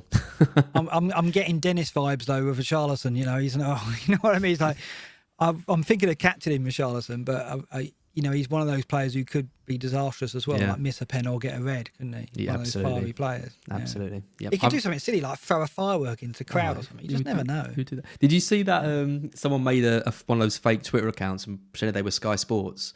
And tweeted saying Richarlison banned for 10 games for throwing grenade into disabled section, and loads of people were like, "This is terrible reporting," blah blah blah. Oh my god! Was that Boona again? No? Probably was Boona. Yeah, it was quite funny. I mean, from what I understand, he threw back a flare into an unattended section of the. Yeah, stands. I saw it live. Yeah. So we're not expecting. I think he'll get a fine. I don't think he'll be banned, but we'll. Yeah. That could be completely wrong by the time this goes out. So, we'll see. Let's talk. Okay, we're going to look at player data. We'll try and get through this sort of relatively quickly. Should we go to the positions or? Yeah, we go to the positions. Yeah, we do positions, then we do season and last six, of course, all at the end. So positions, the goalkeeper season. Again, we've highlighted kind of the main double game week players. You've got Martinez there. in 12th. This is filtered by minutes per point. So he's on 24.4. Again, this kind of list shows the goalkeepers, really. I mean, the best is Alisson with 17.3. This is why you don't spend much money on your goalkeepers, because, yeah, they don't get as many points as some of the other players. But, yeah, you've got Martinez, Schmeichel and Pickford, and they're the main ones to invest in. I guess you could have Guaita as well, given they've got the double in 37. I'm not going back there, Lo. I don't blame you. I don't blame you. Pickford's the player that I'm seeing a lot of people moving for, though. Yeah, I'm looking at it as well. Again, because I look at the fixtures and I think, it's Leicester with off the back of the European title, Watford, who are terrible at home, and then they've got really two good home fixtures in 37, Everton. Just remind myself what they are, but they're very, very strong indeed. So that's against Brentford and Crystal Palace, teams that are, they're not bad teams by any means, but who knows what we're going to get from those two teams in those two fixtures, whereas Everton are fighting for their lives, right? So I can see a couple of clean sheets over these 4 games. And the thing is with Pickford as well, he's a save magnet, he's a BPS magnet because of that. Minutes per BPS 5.9. So if you look on the table here, over the season, that's pretty high. I mean, that's decent. It's not mega, but it's decent. If we go to the last 6, perhaps it's even higher. But I think obviously that performance we saw against Chelsea is in our minds as well. The bit worse actually. 6.1 over the last 6. Right, so it is worse, right? So BPS perhaps not as strong as we expect, but I still think minutes per save, 30 minutes per save, not tremendous, but I think he's the temptation for me over Schmeichel now. Schmeichel was the favoured double game week keeper, but I think I'm leaning towards Pickford. Yeah, I think it's close between them because Schmeichel's got a good game in 38 as well. If you're not playing on free hitting, he's got Southampton, I think, at home in 38. Again, you've got that worry about who's going to play and stuff in that. But the defensive data for Leicester isn't too bad over the kind of the last 6. The attacking data is awful, but the defensive data is not too bad, and he's going to start. I just find it hard to trust Pickford, especially in these 2 away games going forward. I know the games are quite good, but there's no coincidence. They just continuously perform poorly away from home. It's ridiculous. That Burnley game, for example, was huge, and you talk about fighting. They were fighting those there, but they were terrible in it. So I like Pickford for 37. I don't like him a huge amount for 36. And I look at Leicester's 2 fixtures in 36. Everton and Norwich. Surely he's getting a clean sheet against Norwich. Yeah, he'll get one against Norwich. It's just that Everton are going to go all out in their matches, whereas I don't know what drive and desire Leicester are going to play with. And I look at the Liverpool away performance and think, well, there were some good signs there for Everton. They obviously gave up possession, gave up ground, but they did fight. There was much more fight in them in that game than I've seen in previous away games. So I would be punting on Pickford with that in mind, I think. But you're absolutely right. There's lots of doubt. Punting on Pickford. That's what we should have called this episode. Punting on Pickford. Like it. Right. We'll save it. I'm sure there'll be another time in a couple of seasons where Pickford... We are running out of titles, so we'll bang that one and use it when we're... We're not going for double trouble, though, that's for sure. Double trouble again? No. No. Very naughty Joe. Defenders over the season. So we've got your mate Alonso in 7th. Yeah. The one thing you got right on the free hit, better than I did. Reece James up in 3rd as well, behind Doherty and Trent. Highlights kind of the, when he does play, just how great he is in terms of these expected goal involvement. It's amazing. I mean, I haven't owned him at all over this run, and he hasn't got any points. Like, you're amazing with him. You know when to get him, don't you? It's crazy. I mean, he's going up on my wall, guaranteed, and it would hurt if he'd been delivering big points and I didn't have him. But he's been beautiful. He just hasn't been getting anything. It's in the retrospective, I'm so going to try and do a chart where I see where you owned him and then what his average returns for that period was compared to his period without when you didn't own him. I'm going to get him for 38. Yeah, well, if you've got any sense, so will everybody else listening, because you managed to hit his points bang on. The players I want to talk about here, I think, is what's interesting is Cash and Dina, and also Ruben Diaz. I think there's a move from Laporte to Ruben Diaz as the preferred City defender. I mean, obviously Cancelo, but if you're going to go for a second City defender, Ruben Diaz has been picking up some traffic. I saw Luke was actually tipping Diaz as he's one of choice now. About the same price on this now as well. Yeah, about the same price. Over the season data, it's very, very close in terms of minutes per XGI non-penalty. It's 550 compared to Laporte and 516. If we go to last 6 data, I think Diaz is well ahead of Laporte recently. So in this recent run, when he's back into the team, miles ahead. Over the last 6 game weeks, Diaz has actually been more of a threat at set plays and more active at set plays than Laporte, which really did pique my interest because where's Laporte? Laporte is down in 97th place, whereas Diaz is up in 12th. Well, he hasn't had a shot. No. So, and you'd sometimes see this with City in that sometimes the target at set plays swaps. And suddenly it's Stones getting on. Do you remember that season where Stones had that run of goals and then it was Diaz had a run of goals? I never bloody had him, did I? Yeah. So one thing to look for City is when the shot count switches, it might be that they've changed the target at set plays and just move it about a bit. So my theory is that Diaz is suddenly becoming the weapon of choice if you're looking for a second City defender. So do you think he's more prone to rotation? Because they got injuries, right? They got Stones out. Ake's got I think is Ake in the squad tonight? But Ake's left-sided anyway, so that would be more of a threat to Laporte, I would have thought. So I actually think Diaz is a good... But what do you think about that? I think the caveat is that the minutes per expected goal involvement non-penalty for Diaz is 4.5, and that's a sample size of 2 starts over the last 6. So he's only just come back. Laporte's is 4,230 because he hasn't had a shot. But realistically, I mean, Diaz is having less than 1 shot a game, even on that small sample. Laporte's had 0. I don't think there's anything in it between them. I mean, I guess my only concern with Diaz was that he has had that injury, and maybe he is going to get saved for, maybe he will miss one out of the next couple. Just a hasn't bit Pep of a break. said that Laporte has played many games consecutively and he can't rest him at the moment? I think he's actually said that. So I think of the two at the moment, I would say Laporte is more likely to get rest. I don't think either will, but so I don't know. I'm kind of like, I'm fishing for differentials, aren't I? Right. So anything I'm looking for, any scrap. So I think Diaz is a decent. If we're looking back at the rotation the Legomani put together, I mean it's that Wolves game potentially, isn't it? Because it's only 2 days between Newcastle and Wolves. So if he's going to make any change, it's going to be... I mean, centre-backs don't tend to get rotated. And obviously, if Stones is out, they haven't exactly got many options to do it. But if I was going to bet on one player missing out in that Wolves game, it would be Diaz over Laporte. Would it?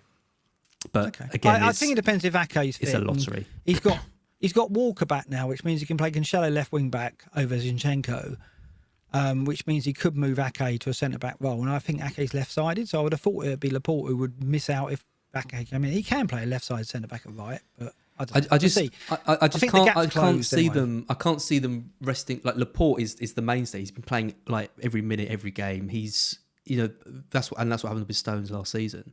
Like Stones never barely missed a game at all. I think he likes these kind of established partnerships, and just because Diaz hasn't been part of that established partnership, maybe makes me think that he could be rotated. But again, it's it was a very tenuous thing, and it's very small sample data. But I do know it's a thing that City do sometimes switch their target at set pieces, and the fact that Laporte's not had a shot in 5 games, that's more worrying to me. Right, that makes me think, what's happening there? Why isn't because he had, he was getting decent amount of set piece or touches in the box, and suddenly now he's not getting it. It amazes me that the centre backs at City don't score more goals with players like Grealish and De Bruyne and delivering. I mean, look at Foden's free kick. That was amazing, but they don't seem to get too many. I mean, I know Stones got like 2 last season, which was awful for non-owners. But yeah, they don't. 15th, Dean. What the hell was Dean doing back? I thought he was out for the season. I know. And he's, now I like the Diaz-Laporte thing, really. I mean, it was all about cash, but actually Dina for the run-in, why not? I mean, the only thing putting me off is he's been awful to fantasy managers all season. And, could he pull it again? Could he get another injury in the last 3 game weeks over the double or something? But his data's good still. He's come back and he's played 3 games and his data's decent. Actually superior to Cash's. Well, 26 minutes per chance created is the best of all defenders. Yeah. Over the last 6. And I think he got 2 bonus where Cash got nothing the other day. Yeah. So again, I'm looking for scraps of differentials. I'm looking to take some risks. So if I was looking at a Villa defender, I think I would go Dina now, It's one of those ones where it's so surprising because you think, why would you rush back a player from injury? Especially Villa, they haven't exactly got anything to play for. They're safe unless they lose unless they lose every game between now and the end of the season. They're fine. But yeah, he's obviously brought back. I mean, I'm sure Gerrard said he was out for the season. Because I did the team news with Neil, and I'm sure he said he was out for the season. Andy Slippers sold him. I don't like Gerrard. He's not. I don't. Now we've got to log this. Don't trust what he says about injuries. No. It's very true. I'm not keen on it. I've got cash, and I debated for ages who to get out of the Villa lineup. I was considering Concert at one point. He dropped out for Chambers. Yeah. So I dodged a bullet with that. Cash is quite pricey at 5.3, but yeah, I still like him. I'd gamble on Dina. I would gamble on Dina. Yep. Yeah. Okay, midfield. So over the season, Salah and Jota and Mane, 3 Liverpool players, all top 3. Like they've been. Diaz in 9th. I mean, it's insane, isn't it? 4 Liverpool attackers in the top 10. And how well has Diaz done, right? First season in the Premier League, and he's established amongst the top 10 for non-penalty XGI, which, look at the company he's keeping. Well, I say that. See, you've got 4 as well. Mahrez, Gundogan, Sterling and Foden. Yeah, and the dominance of those 2 teams in the attacking data is mirrored here, isn't it? It's only really who breaks into it. It's Mount and Havertz basically, and Saka. What this table does really, you've got to ignore the likes of Bergwijn and Gundogan, I guess, because the number of starts, and Mahrez. But then you're drilling down into the real, the premium assets, tier 1, tier 2 assets, and I would put Mount and Havertz in tier 2 along with Saka. Bruno Guimaraes, though. He's showing data this season that suggests next season could see him break that tier 2 at least in terms of midfielders. Not bad for DM. No, not bad for DM at all. Bowen, as we'd expect, makes it. He's 16th over the season. Bruno Fernandes has declined from being a top 3 or 4 midfielder to now being middle of the table, and he's keeping company with De Bruyne. It's just nice looking at this and think, out of these players, do you expect, for example, Elise to kick on next season? Do you expect Martinelli to kick on next season? Are we going to see them move from where they are now, which is probably tier 3 or 4, up to tier 2? That's what we've got to look for in the early data. It's like, well, are we seeing a shift from what we're seeing now early on next season that allows us to get in on a bargain like a Martinelli or Guimaraes? I've got to be honest, I don't know too much about Elise. I don't tend to watch too many Palace games, so he's probably a bit of a blind spot for me. Martinelli, the directness that I've seen from him indicates that he can go on a run and be that kind of player.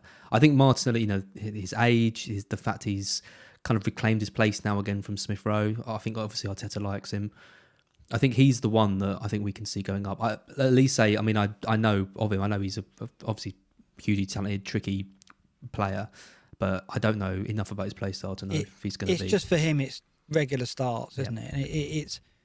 And I mean, this is what our mind starts turning to next season now, which is why this data, we've got to keep it maintained and we've got to keep it fresh, and then we've got to get early data next season to see who's breaking out, who's moving up the list, because that helps us find targets, right? So I think it's nice to check in with this. I mean, Anthony Gordon's 62nd in the season data. I think when we move to the last 6 low, we'll see that jump massively, and that's really the key takeaway from this data. Well, just before we do, just Grealish, just on Grealish, because Grealish is 21st, which is he's in the top kind of 30 for these kind of XG. I mean, I 2 goals, 2 assists. I thought he would slot into that team, and there was some doubt around obviously the price tag and things. I just thought he would excel, and he's got the worst minutes per points of all players on this list, 24.7.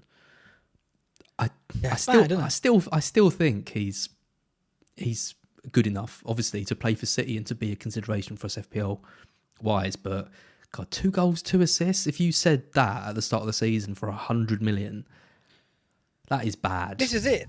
And this is it. This is why, we're talking about Haaland coming over, and we can't automatically think that a player's going to drop into that City team and translate their form from the previous club straight into the numbers that we'd expect. We expect Haaland to come over and be right at the top, threatening Kane and Salah, right? If Salah's a forward. Get onto that maybe later. But I don't know, because you look at Grealish and you think, well, what's happened there? Because he was I would say he was a tier 2 premium FPL asset at Villa. Like he was, he wasn't top ranked, but he was the rank below that. He was around Mount Havertz, wasn't he? Level, if not above them, probably. For sure, he's put better, yeah. So he's now relegated to like the 2 tiers below that. He wouldn't even be a consideration. He'd be like 3rd or 4th of the City midfielders I'd consider. Is that where he's going to stay, or is he going to morph next season into something more like we'd expect, like we saw at Villa? I don't know. It's a real mystery, that, isn't it? Is it the role he's playing? I have no idea. I don't know. I watch him play, and I still think he's still got the touch. He's still got the thing. But it's just the final bit. It just never seems to be quite right. The ball just doesn't seem to fall for him, or his pass is just a bit off, or his shots a bit wayward. I don't know. It's what he does I guess he's playing in a team, right, where he's playing with 5 or 6 other playmakers, 5 or 6 other goal scorers, when he didn't have that at Villa, did he? So maybe that's it, but... There's always that thing about maybe wanting to impress and try a bit too hard and not relaxing and kind of playing the natural game. I guess it's just an adjustment, right? It's a big move for someone like him. I still expect him to come out the other side and deliver, but he's got to do better next year, or it's going to go down as a real flop. Okay. Over the last 6, you've still got the normal guys. Jota, Salah, Diaz comes into third here. I think he's an interesting punt, for people who are, wanting to roll the dice a little bit. And I know obviously there's worries about minutes, but there is for Jota and there is for Havertz and there is for lots of different players. I think the data here indicates that if Diaz does somehow start those 2 matches, he could deliver huge hauls and kind of change his season. Yeah. I love him. I literally love him, watching him play. He's just ridiculous. I like him. He's a good player, but poor Diogo, what does he have to do? He's at the top of this table. And it's like I just have to find myself sticking up for him every time on this show. Look, the reason why will Jota start both games, because look, he's right at the top. He's beaten Salah over the last 6 game weeks for non-penalty XGI, non-penalty. He's top 10 for all stats: minutes per touch in the box, minutes per shot in the box, and minutes per chance created. Top 10 of all midfielders over the last 6 game weeks. So yes, Diaz is in the conversation. I'm not putting your boy down. Don't get me wrong. I'm just saying that when I watch football and I see Diaz on the ball, he's just always got something special about him. He's like a mix of like Grealish and Mahrez, like Grealish back in his Villa days. He's just got everything like in his locker, and he's just such a fantastic player to watch. Jota, right, is a little bit stout, a little bit very unflashy, isn't he? Yeah, but that's it. He doesn't look as good as he doesn't look like he should be as good as he is in terms of output. Yeah. You look at him and think, he doesn't really look like a footballer the way, But there are a whole range, aren't they, of different builds and everything that front four. It's great to see. Son's in 5th as well. I mean, 7.1 minutes per point is crazy. But then De Bruyne's in 14th with 8.8. So he's not huge. This is what I mean about that kind of coin flip decision. There's not a huge amount in it between them. Gordon, you mentioned him. He's up to 12th over the last 6. Yeah. 181.2. Points haven't really been there. 19.3 minutes per points. But he's an easy investment into Everton for these back-to-back doubles, given how he's a gift, isn't he? I mean, the form, this data shows his form is very strong. Everton have kicked on a little bit, but Gordon has been a consistent bright spark, and he's turning in the numbers now to suggest that more returns can come over these next 5 games that they've got. Also, what's interesting as well, he's up against Leicester and Watford, 2 of the most vulnerable defences at set plays, and Gordon's on set plays. So I think that's a factor point as well in his favour. Yeah, I mean, I've got like Goalkeepers, for example. Goalkeepers to Gordon is an easy move if I wanted to go for like without Richarlison. And it's kind of between the Richarlison's got the penalties and is in form, but like you say, Richarlison is someone who could easily get sent off or just frustrate. I'm only jesting, but I think Gordon is you're gonna get enough out of Gordon for 4.6 to not regret it. I think he's a good pick. Look at down the bottom though. I mean, in 38th is Foden. He's seeing a lot of investment in him, given they've got the double and he got the 2 assists. One great free kick as well, but right down in 38th is a bit of a concern, I guess. The minutes per XGI non-penalty over the last 6 of 276.9. It's not amazing, but the points 13.5 minutes per point. He's still probably bad. After De Bruyne, the one you go for, though. They're the only 2 really, aren't they? You can't really, you can't go for Sterling or Mahrez or Grealish. Like we said, it's kind of the defence or those 2, isn't it? You get De Bruyne if you can afford it. If not, you go for Foden. Coutinho's interesting as well. Right down in 50th. I want Ridaz. He played. I watched Danny Murphy's analysis of Coutinho. Right. Yeah. And it was quite good, to be fair. I saw it. Yeah, they basically asked him if they thought Coutinho was worth the 30 million that Villa would have to pay, and he was very much of the opinion they should pay it. And they showed his highlight reel against Norwich, and they kind of said he struggled and had a pretty poor game, but he was at the heart of everything that Villa were doing.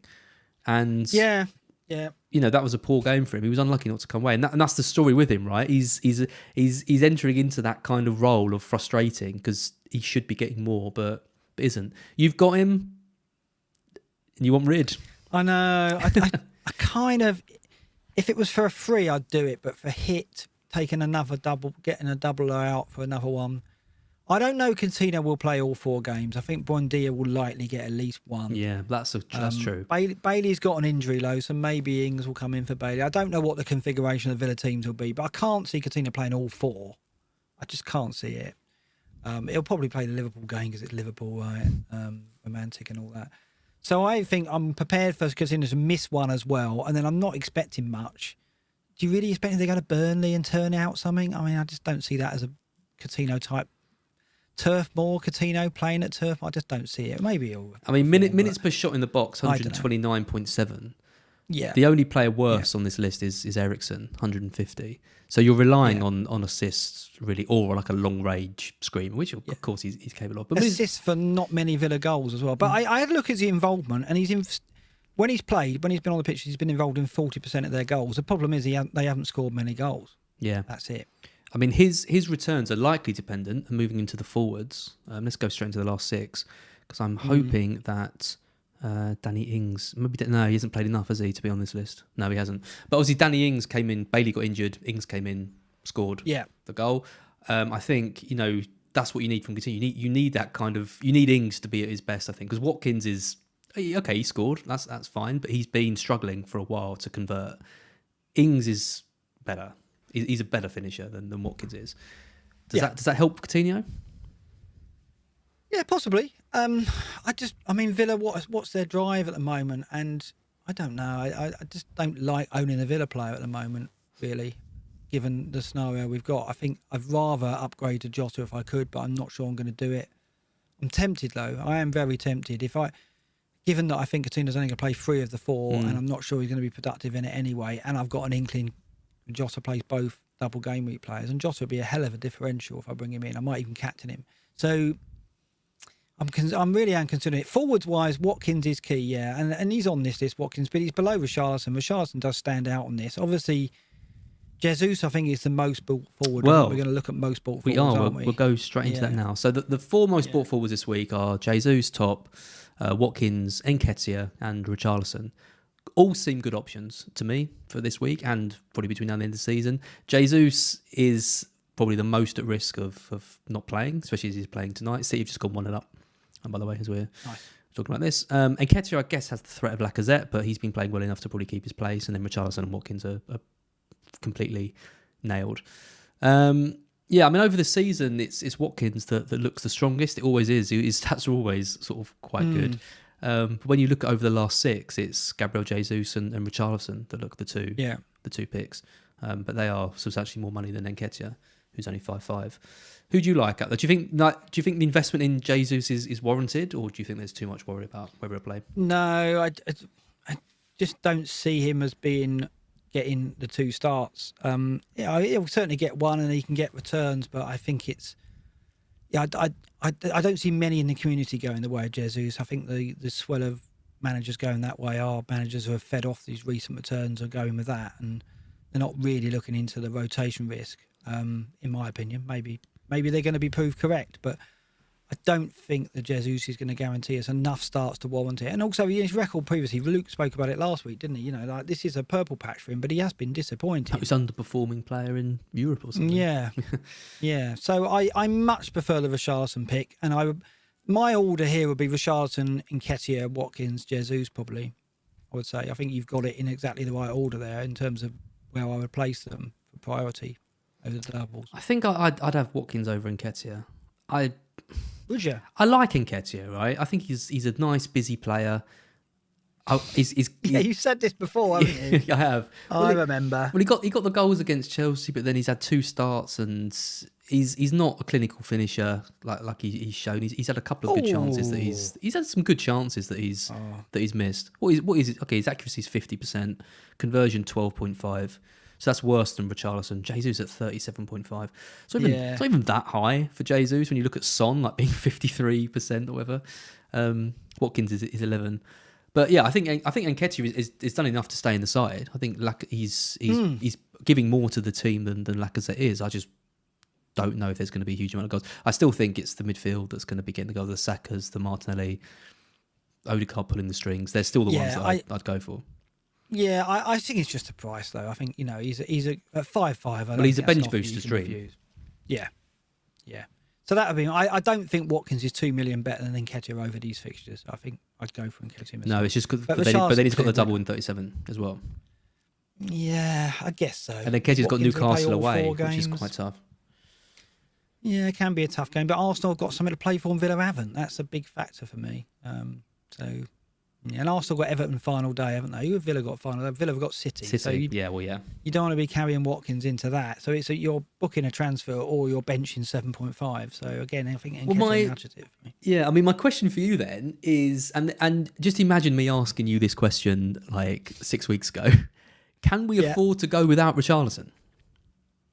Yeah, I think you can. But I think he's a very, very attractive option because I think you've got to put faith in this Everton revival. You've got to put faith in that Liverpool performance, and you've got to certainly put faith in that Chelsea performance and say, right, they're really going to hit these 4 games now hard, and they're going to get 3 wins and a draw, or a couple of wins and a couple of draws, right? You've got to predict they're suddenly going to turn into a not free-scoring team, but they've got to get enough goals where Richarlison warrants it. So it's a leap of faith, but I think it's worth it because he's on pens. He is I would say by far their most likely source of goals. And the timing to free up, get Kane out, get Richarlison in, get an extra fixture in 37 and get the money to move to Son or De Bruyne, I think is nice. I think it works well. I'd never get rid of Kane lightly, but I do think Richarlison with his extra game is a really good option. Well, I mean, look at this. This is player data for the last 6 game weeks. Richarlison's 11th. Out of all players over the last 6. So minutes per expected goal involvement on penalty, 148 minutes. That puts him below some strange players like Mateta and Pukki and Antonio, who you probably wouldn't expect to be there.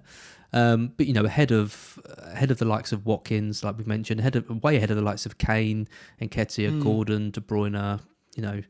He's all the underlying stats are there to indicate that this isn't just a kind of. Just getting kind of random goals. He's got good underlying stats. He's got 4 goals in 6 games. He's got back-to-back double game weeks. If you buy into the theory that Everton are playing for something and they're going to be more motivated, you've got that as well. I really like him. I don't want to be without him. And the beauty of it is at this stage of the season, it's a short-term agreement, right? You're not getting this guy on a 4-year contract and he's in your team for 20 game weeks, right? So not like Adams, No, you haven't got to take Richarlison out for a steak, right? So, yeah, I'm struggling to see any drawbacks really going with him. Yep. Cool. So I'll come over to my cheat sheet now. Oh, you've done one, have you? I've done one. Yeah, it's quite useful for the double game weeks, I think. Explain what that is again. So the cheat sheet is basically I look at fixtures for the double game week players, and I look at expecting goal involvement, and I rank them, and then basically merge the scores together to give a total score based on fixture difficulty and expected goal involvement rank. So it doesn't take into account X-mins, which is obviously the problem, and it obviously puts the Chelsea boys high, which is kind of a testament to the logic of this whole process that Havertz and Werner came up top, given they've got the best fixtures and the Chelsea's attacking stats have been good and all those kind of things. So if you've got Havertz and Werner, the temptation is to hold them and hope that they play. They've got quite a big break between the last game and the first one. It's just that Leeds game, isn't it, where we're expecting rotation before the FA Cup final. Yeah, Richarlison's 3rd, though, which I like. Pukki then in 4th, Gabriel Jesus in 5th, Anthony Gordon down in 6th. Your mate Alonso in 7th, but quite a drop off. So the top 6 are kind of just going by the scores, they are the most likely ones, and there's a bit of a drop off. Alonso, Iheanacho, Saka, and Maddison. So again, I look at this and I just think, the investment is ripe for Everton, Gordon and Richarlison in that, and I'd probably be holding my Chelsea boys as well and just hoping that they play. I don't think Chelsea, to me, are don't buy, don't sell. Yeah, I think, and I noticed Jota's above Salah. He is, yes. Jota's expected goal is better than Salah over the last 6, so he's there. But Nketiah's on here as well, and there's a lot of option. There's a lot of players, and the fact you've got a 5.5 option like Nketiah, even being this. I mean, look at Kuka's on there in 11th as well. If you're really willing to roll the dice and get in cheap. He's been the Watford player to stand out recently. He's one getting forward, and he's got some returns. Yep, so absolutely. You wouldn't go there, would you? I don't think so. No. Predictions. So these are the current standings. It's been quite a while since we actually. Have you got the current standings? Brilliant. Current standings. How am I doing now? So it's really close. In my head, us. I've caught up. So we predicted 333 matches between us, which is a lot. I'm on a 52.3% correct outcome. You're on 49.5. So 49.5. That's what I got last season. Yeah, it is. And I rounded up to 50. Do you remember? Yeah. Well, I'm 52.3. I'm delighted with that. Luke is also been added as well, because he's now predicted 52 matches. He's on 40%, so he's quite far behind. Oh dear. So we're the masters of this, apparently. It shows you what superhero levels we're achieving. I know. Well, talk about superhero levels, correct scores. I don't know why you're so good at this, but 10.5% for you beats me, 8.4. Luke, 9.6. And then clean sheets. Look at this. We're exactly the same, 42.9%. Luke on 36.8. I reckon I can claw this back by the end of the season. I've just got to get a few more. So, I'm 9 behind. I have closed the gap because it was about 15 or 16. So, right. Okay. Yeah, well, we'll see. 9 doesn't seem like that many, does it? But no, it was double figures, so I have done better. Again, I did think I was catching up. So this is the week. Yeah. So we're not going to step all through these, are we? Because it will take forever. We are not going to go for all these. I'm just going to call out some of the kind of main ones that we're looking at. Yeah. So we can stick them up on the website now. We can. By the way. Don't spoilers. We've got a slide for that. Sorry. I think some of the main ones of investment are obviously Everton. They've got Leicester and Watford. I've gone for a 2-1 Leicester to win. You've gone for a 1-1. And we've both gone for Everton to beat Watford. I've gone for a 1-0. You've gone for a 2-0. Yeah. So there's goals. We're both predicting goals in that, and 1 clean sheet. So it's a Pickford, Richarlison again. We're backing them to do quite well. Liverpool's interesting because obviously Liverpool got this big game against Spurs, and then the game against Villa with likely to be rotation. We've both gone for 2 Liverpool wins in that. So Liverpool to beat Spurs. You've gone for 3-2. That'd be a thriller. Yeah. I've gone for a 2-1, and then you've gone for a 3-0 for Liverpool against Villa, and I've gone for a 2-1 as well. And the only other one I wanted to call out is the Spurs and Arsenal game, because this is the key for the top 4 battle. We've both gone for Arsenal to beat Leeds. We've both gone for Spurs to lose to Liverpool. I've gone for Spurs to beat Arsenal in that final game. You've gone for a draw. That would suit Arsenal. Yeah. Lots of goals, though. I'm predicting Spurs get 4 goals over this run. I mean, maybe that's me having 3 attacking assets, being biased, but I do think they've got goals in them. I think they're going to be involved in a couple of thrillers, Spurs, over this spell. I hope so, because on telly, and there'll be good games to watch. I think a double and then Burnley and Norwich. It's pretty good on paper for them, isn't it? But that's Spurs Arsenal game. It's the only game as well on the next Thursday. That's going to be.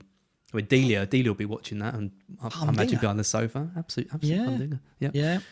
Let's talk captains. So here's the captain matrix that I present. So only 3 weeks left. Can you believe there's only 3 weeks left this season? I know, it's crazy, isn't it? Yeah, absolutely nuts. It's weird doing it and seeing just the three rows now to look at. Yeah. I guess 37's become more interesting now, though. Right? It has, yeah. I mean, 36. If you've got Salah, you captain him. I think that's now he's had the rest. I think that's a pretty easy move. If you haven't got him, like you haven't, you've got to be a bit clever. Pray. Who do you go for? Genuinely. Well, we'll talk about that in a minute when we get onto it. But yeah, it is a big. I mean, I think when I did well this week, it was okay, but I'm prepared to suffer in 36. Right, I am prepared to suffer, as Pep would say.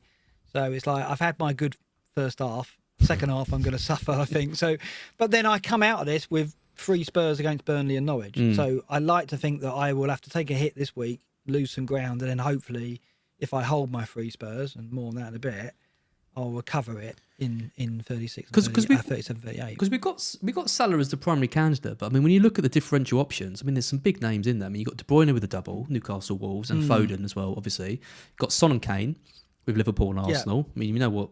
Arsenal again. They can still concede goals. Spurs will surely score 1 or 2 in that match, and Son against Liverpool's high line. Well, the high line could be crucial. Yeah. Klopp said it himself, hasn't he? He said about they're a good counter-attacking team, and they drew 2-2 at White Hart Lane, and I think Son scored in that game. So, that's why I'm predicting goals in the Anfield game as well. And then you've got the Richarlison option against Leicester and Watford, like we said. Rotated Leicester side and have given up Watford. So, there's definitely options, but Salah, I think, is the obvious one. I've just got to hope that he blanks in at least one of those games. Otherwise, I'm dead in the water, aren't I? Yeah, well, don't look at the season data for captains, because Salah wins on every metric. Goals, assists, minutes per shot in the box, minutes per big chance, minutes per expected goal for non-penalty, and minutes per points as well. Well, don't look at any data. If you haven't got Salah, just don't look at any data, right? Or filter it so you miss out any player beginning with S, basically. Son's minutes per big chance is definitely coming. I mean, 86 minutes per big chance, is absolutely miles better than anyone else. Richarlison's next with 106. Over the last 6. Yeah. I mean, Salah's is 180, for example. So Son is getting these big moments, and the Liverpool game's obviously ridiculously tough, but I can see him getting some chances. Yeah, I'm all over the place for the captaincy. It's going to depend on what I do with the transfers largely. If I wasn't doing anything at all, if I wasn't making a transfer, I guess I would gamble on Son. I mean, the sensible move might be Cancelo. Newcastle at home, Wolves away. There's at least 1 clean sheet, probably 2 there, right? So that means that Salah would have to get a brace to beat Cancelo. I don't hate that. 2 games. Yeah, I don't hate that. So in a way, Cancelo. The only issue there is your ceiling on a defender is quite low. Cancelo's had 1 attacking return in the last 6 this shows, 1 assist. So you can't expect much more than the clean sheets. He should play both. So that is the play it safe, middle of the road pick is Cancelo for a non-Salah owner. The flashier picks are obviously involving bringing in De Bruyne or bringing in Richarlison or throwing it on the form player, which is Son, there's no doubt about it, and hoping that he gets something at Anfield. I think he probably will get something at home to Arsenal. So, he could get a couple of returns and match Salah quite easily, I think, in the form that he's in. 3 goals behind him for the season now. Golden Boot, chasing Son. Yeah. So I am tempted. I haven't got horrible options, put it that way, but it is obviously a worry going in without Salah. It always is. Yeah, I think you're right. I think for me it would be between Son and Cancelo. They're the 2 that I'd be looking at. I think Richarlison's a step too far. I don't trust him. To that level. Do you really? Yeah. It is a big leap, isn't it? Going from getting him in and then going, I'm going to put the armband on him. Why not? It can be what do you think of De Bruyne? Yeah, I mean it's De Bruyne. What's his minutes tonight? What's he done tonight? I'm still playing. I can't imagine he's going to get subbed. If they're only 1-0 up, if they lose that, then he's been subbed. Let's have a quick look. 89 minutes. He was subbed. 72 minutes. Right. Okay, that's interesting. That's interesting. I mean that's reassuring. I guess the problem is that's what we're likely to see in all his games, though. Like the minute they get in a winning position, and obviously he considers 1-0 a winning position. Yeah, apparently he's going to get subbed, right? So I guess they're 2 goals ahead on aggregate, right? So that's no, only 1 ahead. It's 4-3. Are they not? Yeah, it's 4-3 on aggregate. Oh, okay. Sorry. Okay. Oh no, wait, no, sorry, no. That was the first game. It's 5-3. Yeah, sorry, it's 5-3. Yeah, 2 up. Yeah, so they're 2 ahead on aggregate. So it is a comfortable. So you've got to think that when City get 2 up in any game over this double or the remainder of the season, De Bruyne will be subbed, right? And they could get 2 up in the first 45 minutes, and he could get subbed after an hour. So that's playing on my mind with De Bruyne, in that, obviously he's a good bet to be involved in those goals, but not necessarily. His actual goal involvement is 31%, quite low over the season. So although everyone thinks, De Bruyne is by far the best City asset, there are so many rich attacking assets in that team, they could easily score 2 goals and De Bruyne does nothing. And then he goes off after an hour. And then, just 1 game down. And then the next game it could happen again. So that is a real worry to me. Whereas I actually think Son is more likely to, he'll get more minutes. And he's probably just as likely to return, even though his fixtures are tougher. So I'm favouring Son over De Bruyne. If I could, again, it's the same as last week. If I could pick one this week, De Bruyne or Son, I'd pick De Bruyne. Again, I think that double is so nice. Newcastle at home. It's not at St James's Park, and then Wolves have just completely given up. I would I would go De Bruyne for this week, but obviously I wouldn't sell Son for De Bruyne if I had that option. Well, the other issue is I'll be carrying De Bruyne into the final game week, and what you got to remember is if Spurs get a result at Anfield, City could tie up the league before the final game, and then the final game they're at home, and they've got the Champions League final coming up. So what team will City put out if they've won the title by game week 38? So I could have De Bruyne, and then I've got a big problem on the final game because De Bruyne probably won't start that final game if they've tied up the league. Now, everyone presumes that it's going to go right to the final game, but maybe not. Maybe Spurs go and win at Anfield.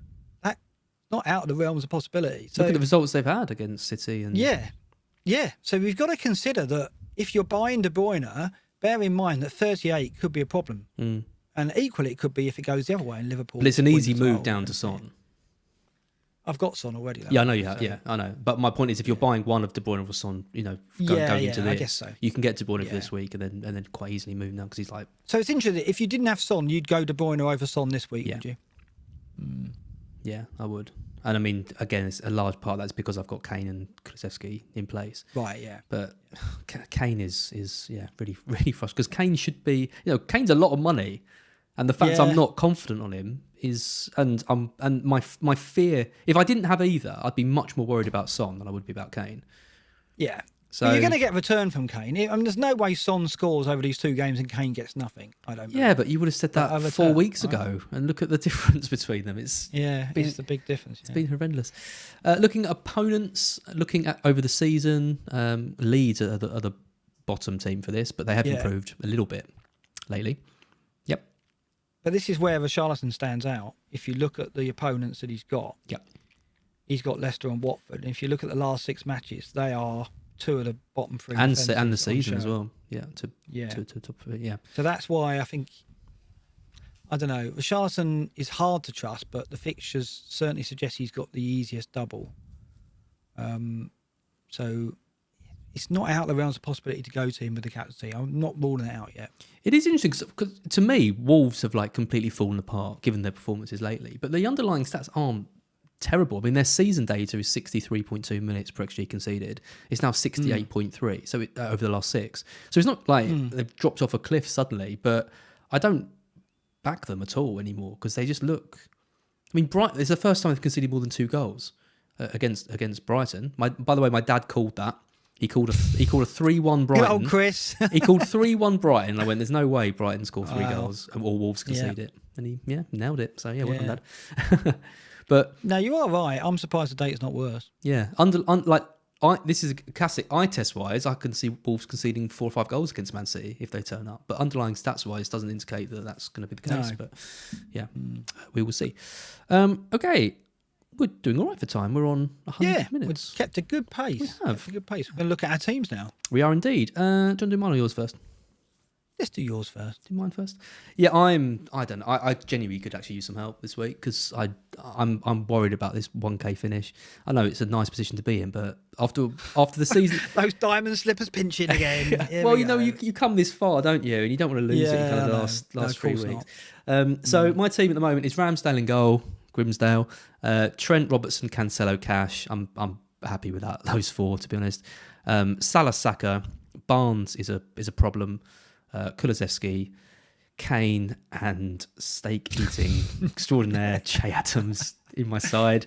Bearing in mind, I've got the bench boost to play. In my bench is Dubravka, Hwang, Bruno Gomes, and Roberts. Right. So Roberts is back in the team, isn't he? Yes, Roberts is fine because he's got the double. I'm thinking about doing the bench boost in 37 because Dubravka. Are you? Well, Dubravka's got Arsenal at home, and I don't really want to make a goalkeeper transfer. Roberts has got the double. My early thoughts are I can do Adams and Bruno out for Brownhill, which I know isn't very exciting, and Richarlison.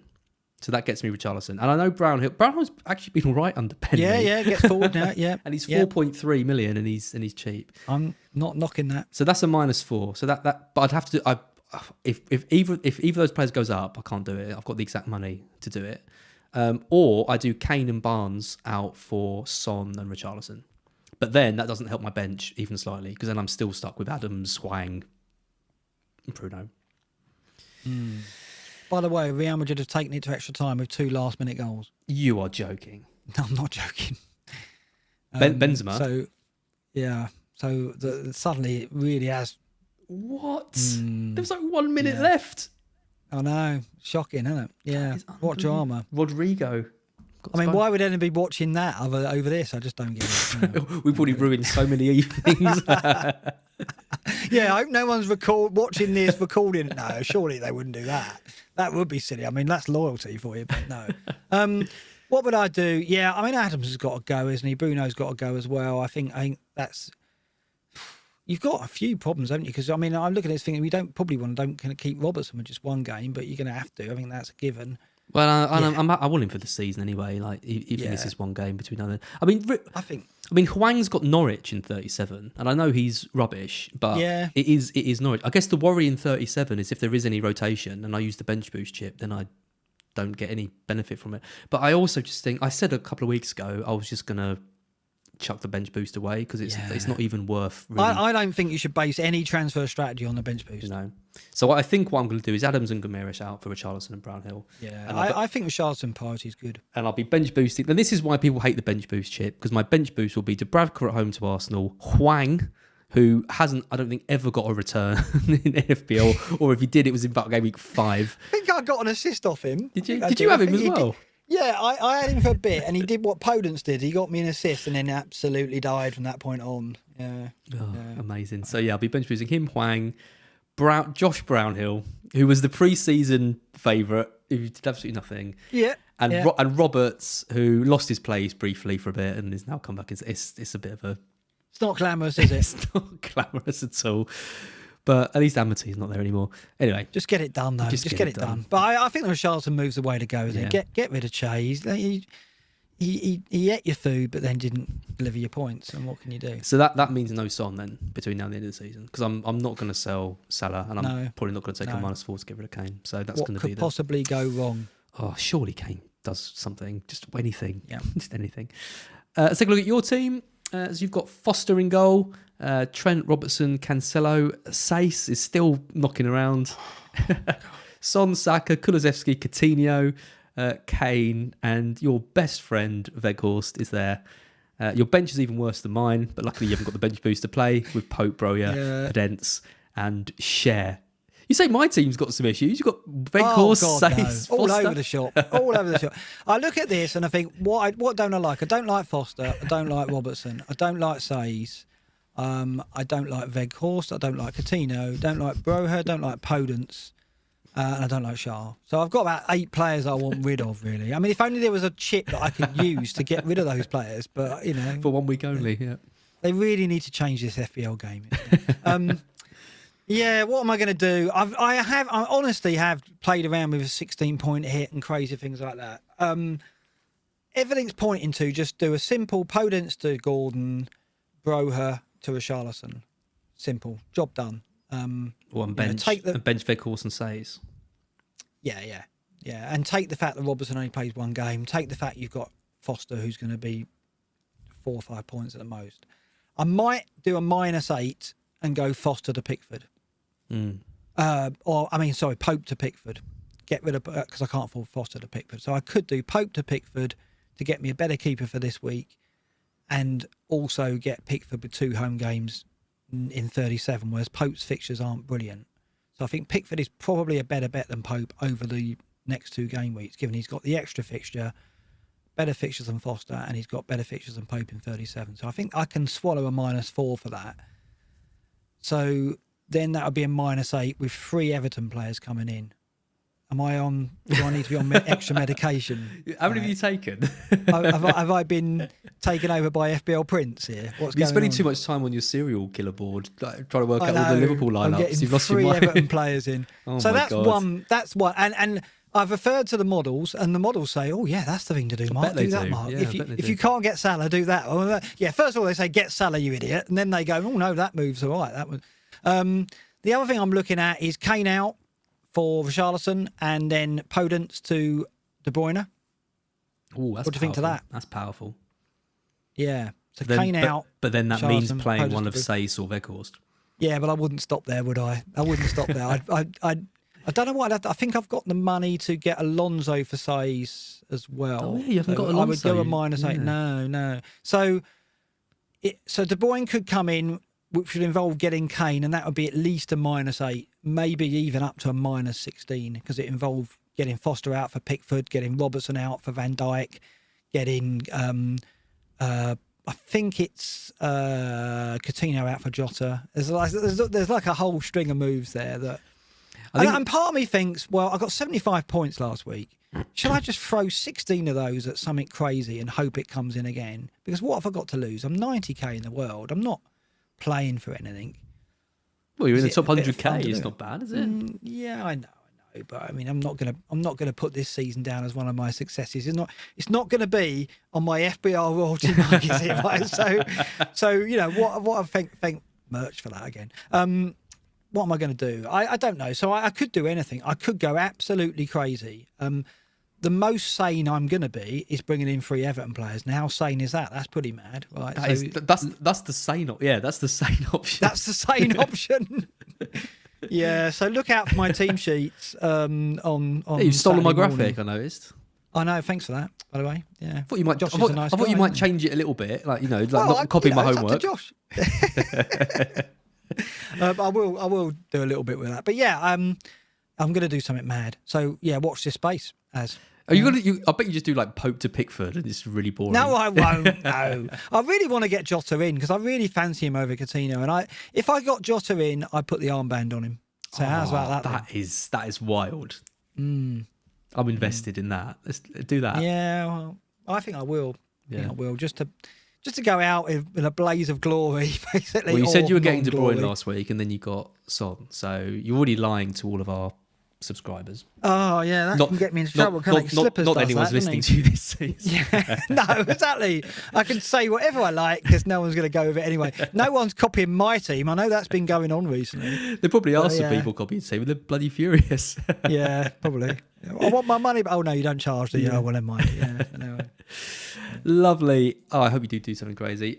Black Box Leagues. We've got a new entrant into the Black Box League, which is FPL Mate. Gone straight in number one. He's down in the league, is he? He's the cheeky monkey. He was complaining on Twitter about people that have joined leagues ahead of him, and there he is joining up. But it's good for our ranking position in the thing. I'm all right with that. There's no money involved. It's and we're still going to mention the guys in second, third, fourth. Yeah, so we've got Stefanos in second. He's only 9 points behind, mate. So there's lots to play for in that. And then Ryan Mackey's only 10 points behind. It's really close in some of these. Sebastiano Ferreira's 2.519. So Mate's 2.531. So again, any of these guys could win it. Mate's got no chips left, for example. So if there's some free hits and bench boosts being played, they might do it. Tanvir Singh is in fifth. Kim Tony Henriksen's in sixth. Savanish Singh in seventh. What a blinding season he's having. 8th is Noah Aberg, 9th is Tess Ocklin, and 10th is Lukas Komorski, 2.504. So you were trying to beat Mate at one point, weren't you? You were trying to beat Dan, but now the gap's massive, isn't it? I blame what went you. wrong there? I blame you. Blaming me for that? Right? Okay. Free hit. We talked each other into the free hits. I was 30 points behind him with that, with the free hit, and he had no chips. And then that free hit chip cost me the 30 points. I could have made up, and then I haven't. And then I haven't got the free hit chip, which could give me another. What a crazy season he's had! It's interesting, is it? Because we talk about, does doing content actually help or hinder your FPL careers? Careers, not probably the best phrase to use, but you know what I mean. And I think it depends on the individual. I always think the harder I study, the more work I do behind the scenes of FPL, the better I do. And obviously Dan's the same, right? Because he's gone full time the last 18 months, I think it is. So it's obviously benefited him, and look what the results he's getting.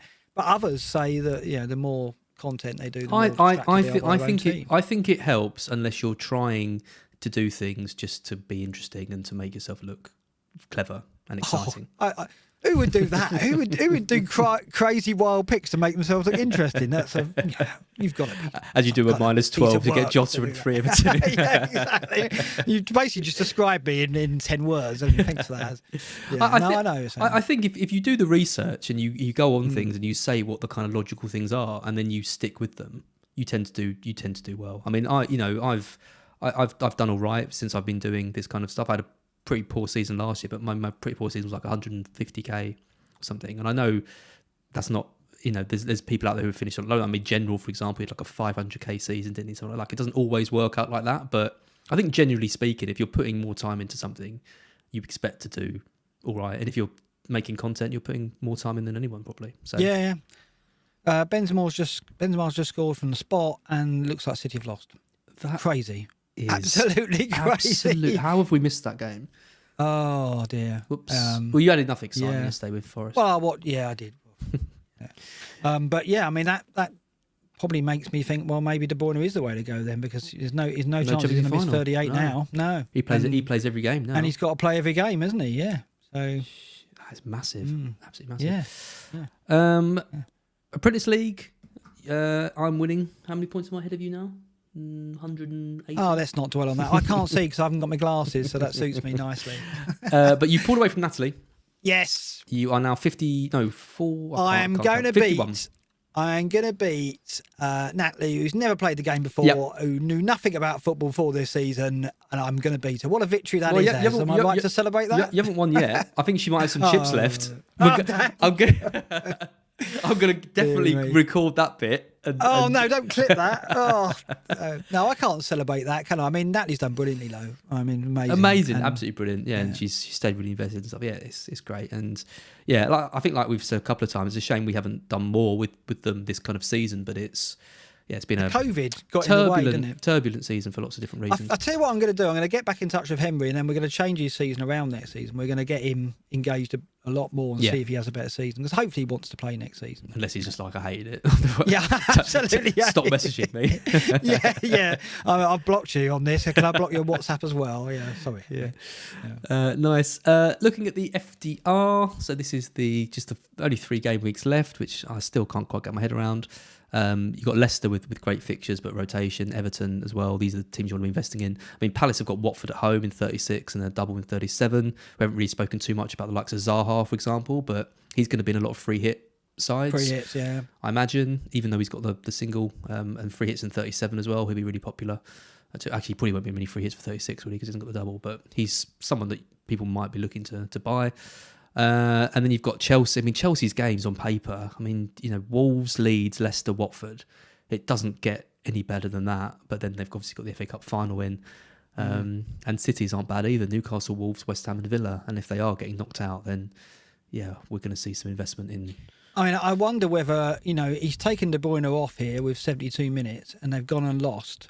I wonder whether he's going to get some slack, some feedback on that, which is pretty negative. I mean, how do City fans feel about that? They had the game won, took De Bruyne off. It looks like he's taken some key players off, and they've gone and lost it. If he's done it for any reason other than like De Bruyne is like fatigued and can barely run and always having a really poor game, then it's just typical Pep in a semi-final. Just overthinking things, overcomplicating stuff. I mean, we haven't watched the game, so it's impossible for us to comment on it. But there's people commenting that basically Pep roulette within the game this time. I don't know why he doesn't make life easy for himself sometimes, does he?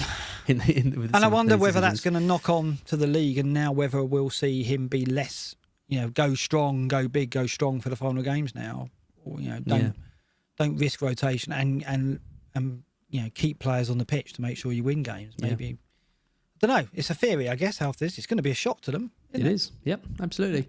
The other team to mention here is Spurs. Just we mentioned them before, but a double and then Burnley at home, then Norwich away. Is about as good as it gets. So, I think next week we're going to see lots of investment. Again, maybe in some defenders, if a wing-back emerges, maybe Royale. Although he did mention that Kulusevski can play right wing-back, didn't he, in his last press conference? Yeah, he keeps threatening that, doesn't he? But I think Kulusevski's too important. Then benched him up front. Benched him but he was outstanding. He won't be benched again. I can almost guarantee that. Kulu pays. What a player. Yeah, he's absolutely fantastic. Yeah. Green Arrow Charity, 1,505 mil shared now. Oh, we made the 1,500. Made the 1500. We're pushing on to 2000. So get involved in that. There's links in the YouTube description below. If you're listening on the podcast version, it's not that easy to find. You need to download an app called Share the Meal. But it's not that easy to find the FPL challenge. So the best thing to do is to go onto the YouTube video on just search for FPL BlackBox, and you can find the link in that. You can do that on your phone. It will take you straight to the page, and you can, if you're feeling generous, why not look at all of your green arrows throughout the season and donate however much you feel comfortable donating. Because if we can get that up to 2,000 meals, that would be brilliant. That's done by FPL Greece, great member of the community. Finally, you've been a busy little bee, haven't you, Mark? What's that? In what way? Oh, the website. Yeah, it's good. Yeah, I mean, we got FPLBlackBox.com, which is nice. I thought it had gone and someone had grabbed it, but no, we got it. And I mean, we could have got someone who's got some experience building fantasy football websites to do it. It's, that would have probably been better. I'm a complete newbie with these. Yeah. And I said Pip was like, "What do you mean you're doing a website?" I'm like, "Yeah, it's fine. It's like it's just a hub for the podcast." What's that say? It says news. What are you going to do under news? Oh, just the odd clip, and we're not going to do. Oh my god, it was. I got a bit of a third degree there. And then you saw your whiteboard with all the Liverpool lineups. It was like, oh god, it's happening again. My Jota workings on the no, it's not happening again. We're just going to use this as all things Black Box, so you can go there for the latest episode, all the podcast episodes, and we are going to do the odd article now and again. Certainly in the pre-season, we're going to put some of the charts that we have up in the show. We'll put up on the website. So if you're watching the show and you want a better version of the chart, you can get it zoomed in. You can do that, and there'll be some charts that perhaps we don't include as well. I think I did a free hit team for 36, and we haven't talked about that. So I'll stick that up on Instagram or on the website, and we'll get it out there like that. So it's just a place to put that, but it's kind of nice to have a nice little website. And thanks to Anas as well, who helped us in the early days setting this up. And then basically we kind of cut ties with him, didn't do anything with it for 6 months, and I've just resurrected it right at the end. But he has been helping with this. Oh, nice. Yeah, no, he helped in the early days of it. Yeah, his company Click and Repair. He volunteered to help us with the website. He set up the template. He got the groundwork in, and then I left it for months. And then over the international break, I thought, I'll get it up and running, and finally done it. So it's out there, FPLBlackBox.com. Bookmark it, follow us on Instagram and follow us on Twitter, of course. And because there is some kind of negativity around Instagram, and it's a lot of the time it's not the kind of ideal platform for FPL stuff, but it is good for like being a base for images and stuff, because we can post stuff there and it kind of stays there. Whereas on Twitter it almost disappears a bit. I mean, you can still find it if you go and search through the thing, but it's a lot more evident on Instagram. Also, all the tables that we use throughout the show, we can start adding those to the website as well, because all of those tables are from Fantasy Football Scout. So I've basically made those tables public, so we can post links to those, and then you can see that as well. They won't be as pretty as ours though, with the nice blue and white. Yeah, so if you're a member, you can go and see those public tables now. They're the ones that we use in the show. Obviously, we jazz them up with black box colours and stuff, but the core stuff is there. Yeah, absolutely. Yeah. So I'll figure out what Obviously, I'll get a members area up on our website, and we'll get the business rolling, shall we? And it'll be fine. No, I'm not going to do that. But over the summer, we'll do bits and pieces. But we might do a bit of short form stuff on Instagram as well. 1 minute stuff. You never know. Watch this space. Yep. So, what do you reckon about a little Q&A, little backstage? Yeah, I'm up for it. Let's do 20 minutes. We say 20 minutes, we end up doing 2.5 hours. But yeah, I'm up for a Q&A if you are. So I guess it's the end of the episode. Smash and like if you're watching this now. I know you probably just come off the back of the Champions League. If you have been watching us and missing that game, apologies for that. You missed a classic. But if you're coming to this late, if you're watching this a day later or a few hours later and you've enjoyed the video, please put a like on it. Please subscribe, because it really helps us work the YouTube algorithm or something or other. I don't know. I need glasses to see the screen. I don't know what's going on. But, if you've enjoyed it, press a like, subscribe, and, leave a review for the podcast as well if you're listening on the podcast version, because they're always nice to read and really perk us up. So, yeah. Lovely. What a nice end message, Mark. It is, yeah. Cool. So we will be back with a backstage in 5 minutes or so. So check out the stream then. But until then, we will see you next week. Good luck with Game Week 36. It should be an interesting one. Good night for me. Good night, everyone.